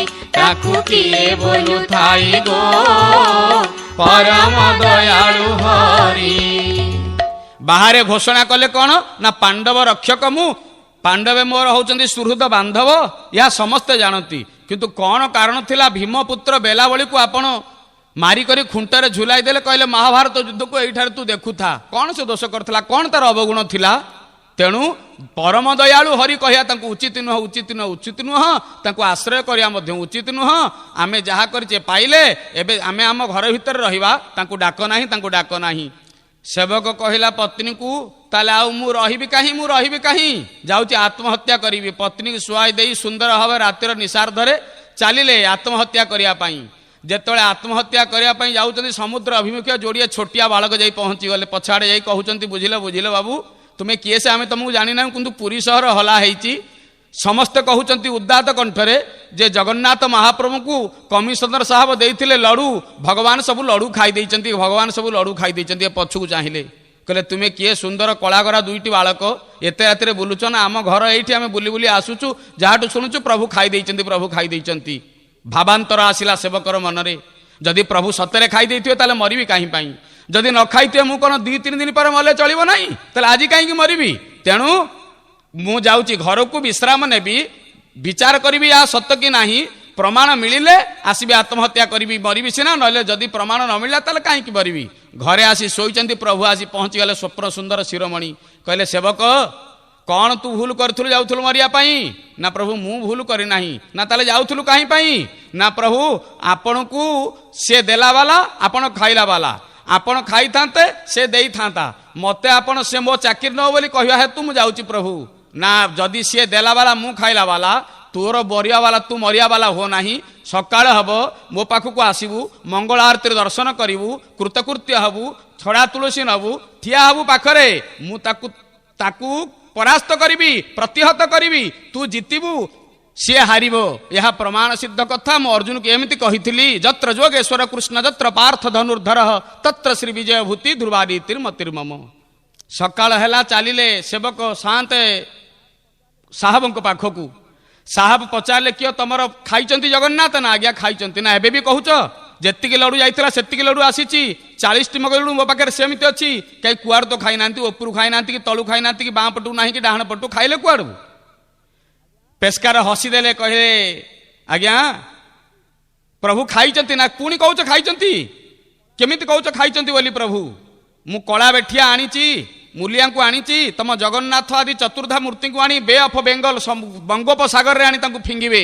ତମ ଜଗନ୍ନାଥ ଖାଆନ୍ତି ନାହିଁ, ଓଡ଼ିଆ ମାନେ ମିଛ କହନ୍ତି, ଏ କଥାରୁ ପ୍ରମାଣ ମିଳିଲା। ଅତଏବ ତମ ଦିହକୁ ନେଇ ଫିଙ୍ଗିବି, ତମକୁ ଅସତ୍ୟ ମଣିବି, ତମ ଚାକିରିରୁ ତମକୁ ସସ୍ପେଣ୍ଡ କରି ତୁମେ ଘରକୁ ଯିବ। ଇଏ କହିଲେ ଆଜ୍ଞା ମୁଁ ତ ନିଶ୍ଚୟ ଘରକୁ ଯିବି, କାରଣ ଖାଇଲେ ମୋ ଚାକିରି ଯିବ, ନ ଖାଇଲେ ମୋ ଚାକିରି ଯିବ ଆପଣ କହିଛନ୍ତି। କିନ୍ତୁ ଆପଣ 40ଟି ମଗଜ ଲଡୁ ଦେଇଥିଲେ, ଗଣନ୍ତୁ କେତୋଟି ଅଛି? ନା 40ଟି ଅଛି। ଗଣିଦେଲେ 40ଟି ଅଛି। କହିଲେ ଆପଣ କେତେ ଲେଖେ ଦେଇଥିଲେ? ନା କିଲେ ଲେଖେ ଦେଇଥିଲେ। ନା ଆପଣ ଦେଲା ବେଳେ ଓଜନ କରି ଦେଇଥିଲେ, ଆଣିଲା ବେଳେ ଓଜନ କରି ଆଣିବେନି? ଓଜନ କରନ୍ତୁ। ନିକିତ ଅଣାଗଲା, କିଲୋ ଅଣାଗଲା, ନିକିତରେ ରହିଲା ଗୋଟେ ପଟେ କିଲୋ ଏବଂ ବଟକରା ରହିଲା, ଆର ପଟେ ମଗଜ ଲଡୁ ଥୁଆ ହେଲା। ଗଲା ବେଳକୁ ଯାଇଥିଲା ମଗଜ ଲଡୁ କିଲେ ଲେଖେ, ବା ଯେତେବେଳେ ଅଣାଗଲା ବାହାରକୁ ଠିକ ଅଛି ମଗଜ ଲଡୁ, କାହା ଦୂର 200 ନିଅଣ୍ଟ, କାହା ଦୂର 250 ନିଅଣ୍ଟ, କାହା ଦୂର 50 ନିଅଣ୍ଟ, କାହା ଦୂର 100 ନିଅଣ୍ଟ, ନିଅଣ୍ଟ ନିଅଣ୍ଟ ନିଅଣ୍ଟ। ସାହେବ କହିଲେ ଏଇଟା ଭୁଲ ଅଛି, ଆଉ ଗୋଟେ କାମ କରାଯାଉ। ନା କଣ? ନା ଆଉ ଗୋଟେ ନିକିତ ଅଣାଯାଉ। ପୁନର୍ବାର ନିକିତ ଅଣାଗଲା, ଯୋଉ ନିଅଣ୍ଟକୁ ସେଇ ନିଅଣ୍ଟ, ଆହୁରି ନିକିତ ଅଣାଗଲା, ଯୋଉ ନିଅଣ୍ଟକୁ ସେଇ ନିଅଣ୍ଟ। କହିଲେ ଇଏ କଣ ହଉଛି? କଣ ଏମିତି ତମ ଜଗନ୍ନାଥ କେମିତି ଖାଇଛନ୍ତି? ନା ଆଜ୍ଞା ଆପଣ କହିଲେ ପ୍ରଭୁ ଖାଇଲେ ମୋ ଚାକିରି ଯିବ, ପ୍ରଭୁ ନ ଖାଇଲେ ମୋ ଚାକିରି ଯିବ। ମୁଁ ପ୍ରଭୁଙ୍କ ପାଖରେ ଠିଆ ହେଇ ଗଦଗଦ ହେଇ ଆଖିରୁ ଲୁହ ଗଡେଇ କାନ୍ଦିକିରି କହିଲି, ମଣିମା ଆପଣ ନ ଖାଇଲା ପରି ଖାଆନ୍ତୁ, ନହେଲେ ଖାଇଲା ପରି ନ ଖାଆନ୍ତୁ। ତେଣୁ ମଗଜ ଲଡୁ ବାହାରକୁ ନ ଖାଇଲା ପରି, ଭିତରୁ 250-200 ଖାଇଲା ପରି। ବୋଲ ଆନନ୍ଦ କନ୍ଦ ଭଗବାନ କି ଜୟ, ଜଗନ୍ନାଥ ସ୍ୱାମୀ କି ଜୟ। ତେଣୁ ଆମ ପ୍ରଭୁ ଜଗନ୍ନାଥ, ଆମ ମଣିମା ଜଗନ୍ନାଥ, ଆମ କାଳିଆ ଶାନ୍ତ ଜଗନ୍ନାଥ, ଆମ କଳା ବାମନ ପ୍ରଭୁ ଏମିତି ଖାଆନ୍ତି, ବାହାରକୁ ନ ଖାଇଲା ପରି, ଭିତରକୁ ଖାଇଲା ପରି। ତେଣୁ ନ ଖାଇଲା ପରି ଖାଆନ୍ତି, ନହେଲେ ଖାଇଲା ପରି ନ ଖାଆନ୍ତି ଯୋଉ ଦିଅ, ସିଏ ହଉଛନ୍ତି ଆମ ଦେବାଦି ଦେବରାଜ ସର୍ବେଶାମ ସର୍ବଦେବାନାମ ରାଜା ଶ୍ରୀ ପୁରୁଷୋତ୍ତମ ଶ୍ରୀ ଶ୍ରୀ ଜଗନ୍ନାଥ ଭଗବାନ। ସେ ନ ଖାଇଲା ପରି ଖାଇଲା ଦିଅ, ଖାଇଲା ପରି ନ ଖାଇଲା ଦିଅ। ଯାହା ପାଖରେ ଅହଙ୍କାର ଆସିବ, ମୁଁ ଦଉଛି ଜଗନ୍ନାଥକୁ ଖାଉନାହାନ୍ତି, ଚାକିରି ନେବି, ନଷ୍ଟଭ୍ରଷ୍ଟ କରିଦେବି, ଭଗବାନ ତାରି ପାଖରେ ତାରି ବଢିମାକୁ ନାଶ କରିଦିଅନ୍ତି। ତେଣୁ ତାଙ୍କୁ ପାଇବାକୁ ହେଲେ ନିଜକୁ ଶୂନ କରିବା ଦରକାର। ରେଡ୍ୟୁସ୍ ୟୋର ସେଲ୍ଫ ଟୁ ଜିରୋ। ତେଣୁ ଜଗନ୍ନାଥ ମହାପ୍ରଭୁ ହେଉଛନ୍ତି ଓଡ଼ିଶାର ଇଷ୍ଟ ଦେବତା, ରାଷ୍ଟ୍ରୀୟ ଦେବତା, ସ୍ୱରାଟ ରାଟ ଜଗନ୍ନାଥ ବୋଲି ତାଙ୍କୁ କୁହାଯାଏ। ସେ ଅନିବନ୍ଧନ ବାନ୍ଧବ। ସେ ଜାତିର ଲୋକଙ୍କ ପାଖରେ କେତେବେଳେ ଦୁଃଖରେ, କେତେବେଳେ ସୁଖରେ, କେତେବେଳେ ହାନିରେ, କେତେବେଳେ ଲାଭରେ ସଦାବେଳେ ସେ ପାଖେ ପାଖେ ଅଛନ୍ତି। ରକ୍ଷା କରିବା ପାଇଁ କେତେବେଳେ ସେ ଯୁଦ୍ଧ ଯାତ୍ରା କରିଛନ୍ତି ତ, କେତେବେଳେ କିଛି ନ ପାଇ ମଧ୍ୟ ନ ଖାଇ ନ ପିଇ ଆନନ୍ଦରେ ଉପବାସରେ ଥିଲେ ମଧ୍ୟ ଅତ୍ୟନ୍ତ ଆନନ୍ଦରେ ସେ ଆନନ୍ଦକନ୍ଦ ସମୟ କଟେଇଛନ୍ତି ସିନା, କେତେବେଳେ କାହା ଆଗରେ କହିନାହାନ୍ତି କି ଓଡ଼ିଶା ମାଟିକି ଯିବା ପାଇଁ କେତେବେଳେ ମନ ବଳେଇ ନାହାନ୍ତି। କାରଣ ଓଡ଼ିଶାର ପ୍ରତ୍ୟେକ ଓଡ଼ିଆର ସେ ହୃଦୟର ଦେବତା, ପ୍ରାଣର ଦେବତା, ପ୍ରାଣର ସ୍ପନ୍ଦନ ତୁଲ୍ୟ ସେଠାରେ ଅଛନ୍ତି। ତେଣୁ ସେ ଆମର ବନ୍ଧୁ, ସେ ଜଗବନ୍ଧୁ, ସେ କୃପା ସିନ୍ଧୁ, ସେ ଦୀନବନ୍ଧୁ, ସେ ଅନିବନ୍ଧନ ବାନ୍ଧବ ଆମକୁ ବାନ୍ଧିକି ରଖିଛନ୍ତି। ଆମର ପୁଅ ଝିଅର ବାହାଘର ହବ, ଆମେ ଯାଉଛେ ଗୁଆ ନଡ଼ିଆ ପାନ ଦେଇ ତାଙ୍କୁ ନିମନ୍ତ୍ରଣ କରି ଡାକି ଦେଉଛେ, ହେ ପ୍ରଭୁ ମୋର ବିଭାଘର, ମୋର ଝିଅର ବିଭାଘର, ଆପଣ ଆସିବେ, ସହାୟତା ଦେବେ, ବନ୍ଧୁତୁଲ୍ୟ ବନ୍ଧୁ ଭାବରେ ଆପଣ ଆସିବେ। ଆପଣ ଆସିଗଲେ ମୋର ଯାତ୍ରା, ମୋର ଉତ୍ସବ, ମୋର ବିବାହ କାର୍ଯ୍ୟ, ଶୁଭ କାର୍ଯ୍ୟ ପରିପୂର୍ଣ୍ଣ ହେବ। ହେ ମଙ୍ଗଳମ୍ ଭଗବାନ ବିଷ୍ଣୁ ମଙ୍ଗଳମ୍ ଗରୁଡ଼ଧ୍ୱଜ, ହେ ଜଗନ୍ନାଥ ମଙ୍ଗଳମୟ ସର୍ବମଙ୍ଗଳ ଜଗନ୍ନାଥ ଆପଣ ପଦାର୍ପଣ କରିବେ। ତେଣୁ ଆମର ସାମୂହିକ ଜୀବନରେ, ରାଷ୍ଟ୍ରୀୟ ଜୀବନରେ, ବ୍ୟକ୍ତିଗତ ଜୀବନରେ ସେ ଆମର ବନ୍ଧୁ ଭାବରେ ଆମକୁ ସହାୟତା ପ୍ରଦାନ କରିଅଛନ୍ତି। କେତେବେଳେ ଜିତିଛନ୍ତି ଆମ ପାଇଁ, କେତେବେଳେ ହାରିଛନ୍ତି। କେତେବେଳେ ହାରିଗଲାରେ ଦୁଃଖ ନାହିଁ, କେତେବେଳେ ଜିତିବାରେ ମଧ୍ୟ ଆନନ୍ଦ ଉଲ୍ଲସିତ ହୋଇନାହାନ୍ତି। ସବୁ ସମର୍ପଣ ସେ କରିଦେଇଛନ୍ତି ଆମ ପାଇଁ। କାରଣ ସେ ଭକ୍ତ ପାଇଁ ସେ ଭଗବାନ ତାଙ୍କର ବାନା, ପତିତ ପାବନ ବାନାକୁ ସେମିତି ଜାଜୁଲ୍ୟମାନ ଭାବରେ ସଦାବେଳେ ବଜାୟ ରଖିଛନ୍ତି ଏବଂ ଉଡ଼ଉଅଛନ୍ତି। ଯେଉଁ ବାନା ସଦାବେଳେ କହୁଛି ବ୍ରହ୍ମ ସତ୍ୟ ଜଗତ ମିଥ୍ୟା, ରାମ ରହିମେ କରିବନ କେଶ, କୁଛୁ ନାହିଁ କୁଛୁ ନାହିଁ କୁଛୁ ନାହିଁ ଥାସୋ, ଚାର ଲୋକ ରଚନା ନେଇ ହୋଇ ହଇରତ ହଇରତ ହଇରତ ଶୋଇ। ମନେ ପଡ଼େ ବିଗତ ଇତିହାସର କଥା, ସୁନ୍ଦର କଥାଟିଏ। ବ୍ୟକ୍ତିଗତ ଜୀବନରେ ଜଣେ ସୁନ୍ଦର ପୁରୁଷଙ୍କ ବ୍ୟକ୍ତିଗତ ଜୀବନର କଥା। ଜଣେ ସୁନ୍ଦର ଏକ ଭକ୍ତ, ମାରୁଆଡ଼ି ଭକ୍ତ ଜଗନ୍ନାଥଙ୍କ ପାଖକୁ ଆସିଲେ। ଭିତରେ ଅହଙ୍କାର ଥିଲା ଯେ ମୁଁ ବହୁତ ସମ୍ପତ୍ତିର ମାଲିକ, ଏକ ବିତ୍ତଶାଳୀ ପୁରୁଷ, ମୁଁ ତାଙ୍କ ଜଗନ୍ନାଥଙ୍କ ପାଖକୁ ଯିବି, ମୋର ବିତ୍ତର କିଛି ଅଂଶ ପ୍ରଭୁଙ୍କୁ ସମର୍ପଣ କରିଦେବି। ଆମ ଓଡ଼ିଆମାନଙ୍କର କିଛି ନାହିଁ, ଆମର ଚିତ୍ତ ନାହିଁ, ଆମର ବିତ୍ତ ନାହିଁ, ଆମର ଧନ ନାହିଁ, ଆମର ମନ ନାହିଁ, ଆମ ପାଖରେ କିଛି ନାହିଁ। ଯାହାର ଅଛି ସେ କାହିଁ ନ ଦେବ ଭଗବାନଙ୍କୁ। ବିଚାର କଲେ ମନେ ମନେ ମୁଁ ଗୋଟେ ସୁନାମୁଣ୍ଡା ଜଗନ୍ନାଥଙ୍କୁ ଆଣି ଦେବି, ସମର୍ପଣ କରିବି। ଜଗନ୍ନାଥ ମନ୍ଦିର ଏଡ଼େ ବଡ଼ ମନ୍ଦିର, କେହି ତ ଦେଉନଥିବ, ତେଣୁ ସୁନାମୁଣ୍ଡାଟେ ଆଣିକିରି ଦେବି। ଏକଥା ବିଚାର କରି ପାଦରେ ଚାଲି ଚାଲି ପ୍ରବର୍ଜ୍ୟା କରି ଭକ୍ତ ଆସି ପହଞ୍ଚିଗଲେ ଜଗନ୍ନାଥ ମନ୍ଦିର ପାଖରେ। ଧରିଛନ୍ତି ଗଣ୍ଠିଲଟି, କାହାକୁ ଦେଉନାହାନ୍ତି। ପାଖରେ ଆସି ପହଞ୍ଚିଗଲେ ଜଗନ୍ନାଥଙ୍କ ପାଖରେ। ଯେତେବେଳେ ପରିକ୍ରମା କରି ସାଣ ମେଲା ବେଳେ ଜଗନ୍ନାଥଙ୍କର ସୁନ୍ଦର ସିଂହାସନ ପରିକ୍ରମା କରି ପାଖରେ ଆସି ପାଦପଦ୍ମ ତଳେ ଠିଆ ହୋଇଯାଆନ୍ତି, ପ୍ରଭୁଙ୍କୁ ସମର୍ପଣ କରିବା ପାଇଁ ଯେତେବେଳେ ସୁନାମୁଣ୍ଡାଟି ବାହାର କରନ୍ତି, ସେବକ ହସିଲେ ଠୋ ଠୋ ହୋଇ। କହିଲେ କ'ଣ ଆଣିଛୁ ଭକ୍ତ? ନା ଆଜ୍ଞା ସୁନାମୁଣ୍ଡାଟି ଆଣିଛୁ। ନା ନେଇଯା ଘରକୁ। ନା କାହିଁକି ଆଜ୍ଞା? ନା ଜଗନ୍ନାଥଙ୍କର ସୁନାର ଅଭାବ ନାହିଁ ଯେ ତୁ ସୁନା ନେଇକିରି ଆସିଛୁ। ଆରେ ସୁନା ଏଠି ବହୁତ ଅଛି। ନା କୋଉଠି ସୁନା ଅଛି? ନା ତା ସ୍ତ୍ରୀକି ଦେଖୁନ ଆଗ। ଏକ ଭାର୍ଯ୍ୟା ପ୍ରକୃତି ମୁଖରା, ଦ୍ୱିତୀୟ ସା ଚଞ୍ଚଳା, ସ୍ୱୟଂ ଲକ୍ଷ୍ମୀ ଠାକୁରାଣୀ ଚଞ୍ଚଳା, ଯା ସା ପଦ୍ମାସନା ସ୍ଥା ବିପୁଳ କଟିତଟି ପଦ୍ମପତ୍ରାୟତା କି ଗମ୍ଭୀରା ବର୍ତ୍ତନା ଭୀସ୍ତନଭର ନମିତା ଶୁକ୍ଳ ବସ୍ତ୍ରୋତ୍ତରିୟା ଲକ୍ଷ୍ମୈରି ଦେବୀ ଗଜେନ୍ଦ୍ରୀ ମଣିଗଣ ଖଚିତୈ ସ୍ନାପିତା ହେମ କୁମ୍ଭୀ ନିତ୍ୟಂ ସା ପଦ୍ମହସ୍ତା। ମା ଜଗଦମ୍ବା ଅନିର୍ବଚନୀୟ ଅବ୍ୟକ୍ତା ପରମେଶ୍ୱରୀ ଆନନ୍ଦମୟୀ ଗୋବିନ୍ଦାଙ୍ଗ ବିହାରିଣୀ ଲକ୍ଷ୍ମୀ ଠାକୁରାଣୀ କେମିତି ସୁନାରେ ତିଆରି ହେଇଛନ୍ତି, ହିରଣମୟୀ। ଦେଖ ଆଶ୍ଚର୍ଯ୍ୟ ହେଇଗଲା ସେ। ସତରେ ତ ଯାହାର ଏତେ ସୁନା ଅଛି, ନିଜ ସ୍ତ୍ରୀକୁ ସୁନାମୟ କରିଦେଇଛି, ମୁଁ ତାକୁ କ'ଣ ସୁନା ଦେବି? ଲାଜରେ, ସଙ୍କୋଚରେ, ଅବସାଦରେ ଜଗନ୍ନାଥଙ୍କୁ ଦର୍ଶନକୁ ଅବଜ୍ଞା କରି ଭକ୍ତ କଇଁ କଇଁ ହେଇ କାନ୍ଦି ପଳେଇଲେ। ଘରେ କାନ୍ଦି କାନ୍ଦି କାନ୍ଦି ଶୋଇଛନ୍ତି। ସ୍ୱପ୍ନ ସୁନ୍ଦର ଶିରୋମଣି ପହଞ୍ଚିଗଲେ। କହିଲେ ଭକ୍ତ ମୋ ପାଖକୁ ଗଲୁ, ଫେରି ଆସିଲୁ ଯେ? ନା ଆଜ୍ଞା ଫେରି ଆସିବିନି, ଆପଣଙ୍କ ପାଖକୁ ନେଇକରି ଗଲି ସୁନାମୁଣ୍ଡାଟେ, ଭାବିଥିଲି ନଥିବ ବୋଲି ତମର ଏତେ ସୁନା ଅଛି, ଆଉ ମତେ ଆପଣ କ'ଣ ଗ୍ରହଣ କରିବେ?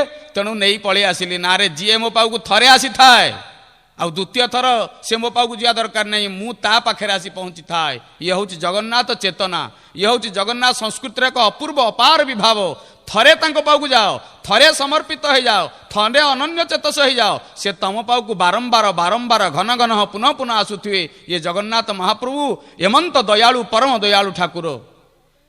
କହିଲା ପ୍ରଭୁ ମୁଁ କ'ଣ କଲେ ଆପଣ ମୋର ହେବେ? ନା ଚୈତନ୍ୟ ଆସିଥିଲେ କ'ଣ ସୁନାମୁଣ୍ଡା ନେଇ ଆସିଥିଲେ? ନା ନାହିଁ। ନା କ'ଣ ଆଣିଥିଲେ? ନା ଶୋଳକ।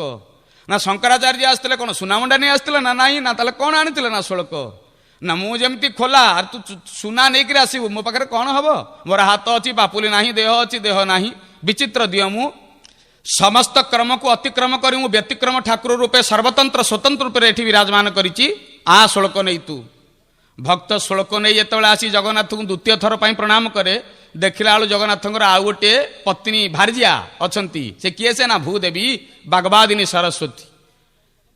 पचारे कहले आज्ञा ये किए से ना जगन्नाथ द्वितीय पत्नी माँ सरस्वती ना जहाँ पाखे सरस्वती पत्नीत्व प्रदान करी अछंती ताकू मु श्लोकरे कौन आमोदित प्रमोदित आह्लादित करी मते नमस्कार जगन्नाथ तते गुड बाय नमस्कार सलाम चलिली मो घर को मु बाहुड़ा विजय कले भक्त कांदुचंती घरे जाइकरी पुनर्बार प्रभु पहुँचले कहले फेरी आसिलु जे ना प्रभु गोटे स्त्री लक्ष्मी थिले मते गहुराई देले द्वितीय स्त्री सरस्वती देखी मु लाज लागिला पळेई आसिली शर्म लागिला मते नो हो तू कहीं मो पाद को चाहूँ मोर को पाद अच्छी मोर पूरा पृथ्वी आकार पाद धरणी पाद बोली कहुए मो हृदय को तू चाह मो हाथ मिति बाहु विस्तार करी मोर प्रलंबित विशाल भुज भितर तो हृदय रहीगले जीव आउ शिव जीव आउ परम आम एकाकार हो जा तू तेणु मो हृदय को मिशि जावाई पलि आस तू सेमती पलि आस भक्त विचार कला प्रभु पाऊ जीवी छाती रे छाती मिसेबी हृदय रे हृदय मिसेबी मन रे मन मिसेबी जातना रे जातना मिसेबी प्राण रे प्राण मिसेबी किछि नेबी नाही लकेटटिए नेबी जो सुना को नहीं प्रथम थर सुना देहरे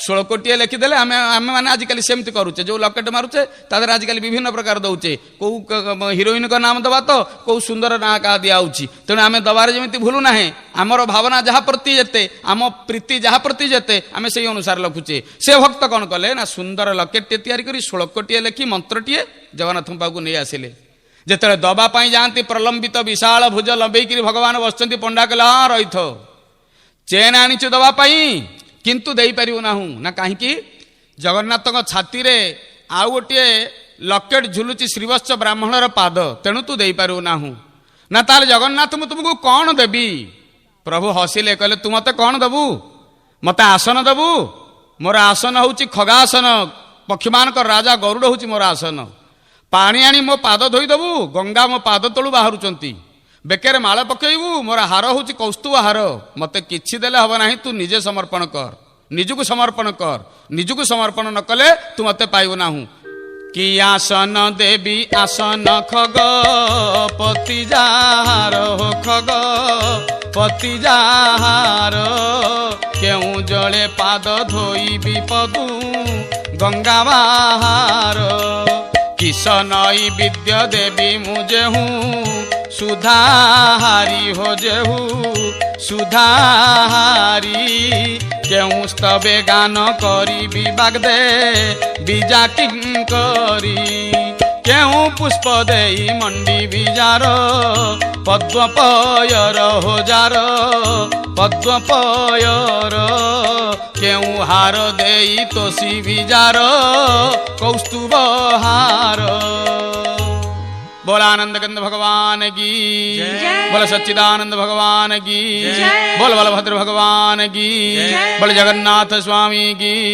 बोले सुभद्र मैया की सुदर्शन महाराज की श्रीदेवी भूदेवी माता की आज के आनंद की जय वल्ले वाले की जय नहीं वल्ले वाले की बोल आनंद कवार हरि पूर्णमदः पूर्णमिदं पूर्णात् पूर्णमुदच्यते पूर्णस्य पूर्णमादाय पूर्णमेवावशिष्यते हरि ओं द्यौ शांति अंतरिक्षो गुम शांति पृथ्वी शांति रापः शांति औषधय शांति वनस्पतय शांति विश्ववेदा शांति ब्रह्म शांति सर्वगुम शांति शांतिरेव शांति श्यामा शांतिरेधि हरि ओं।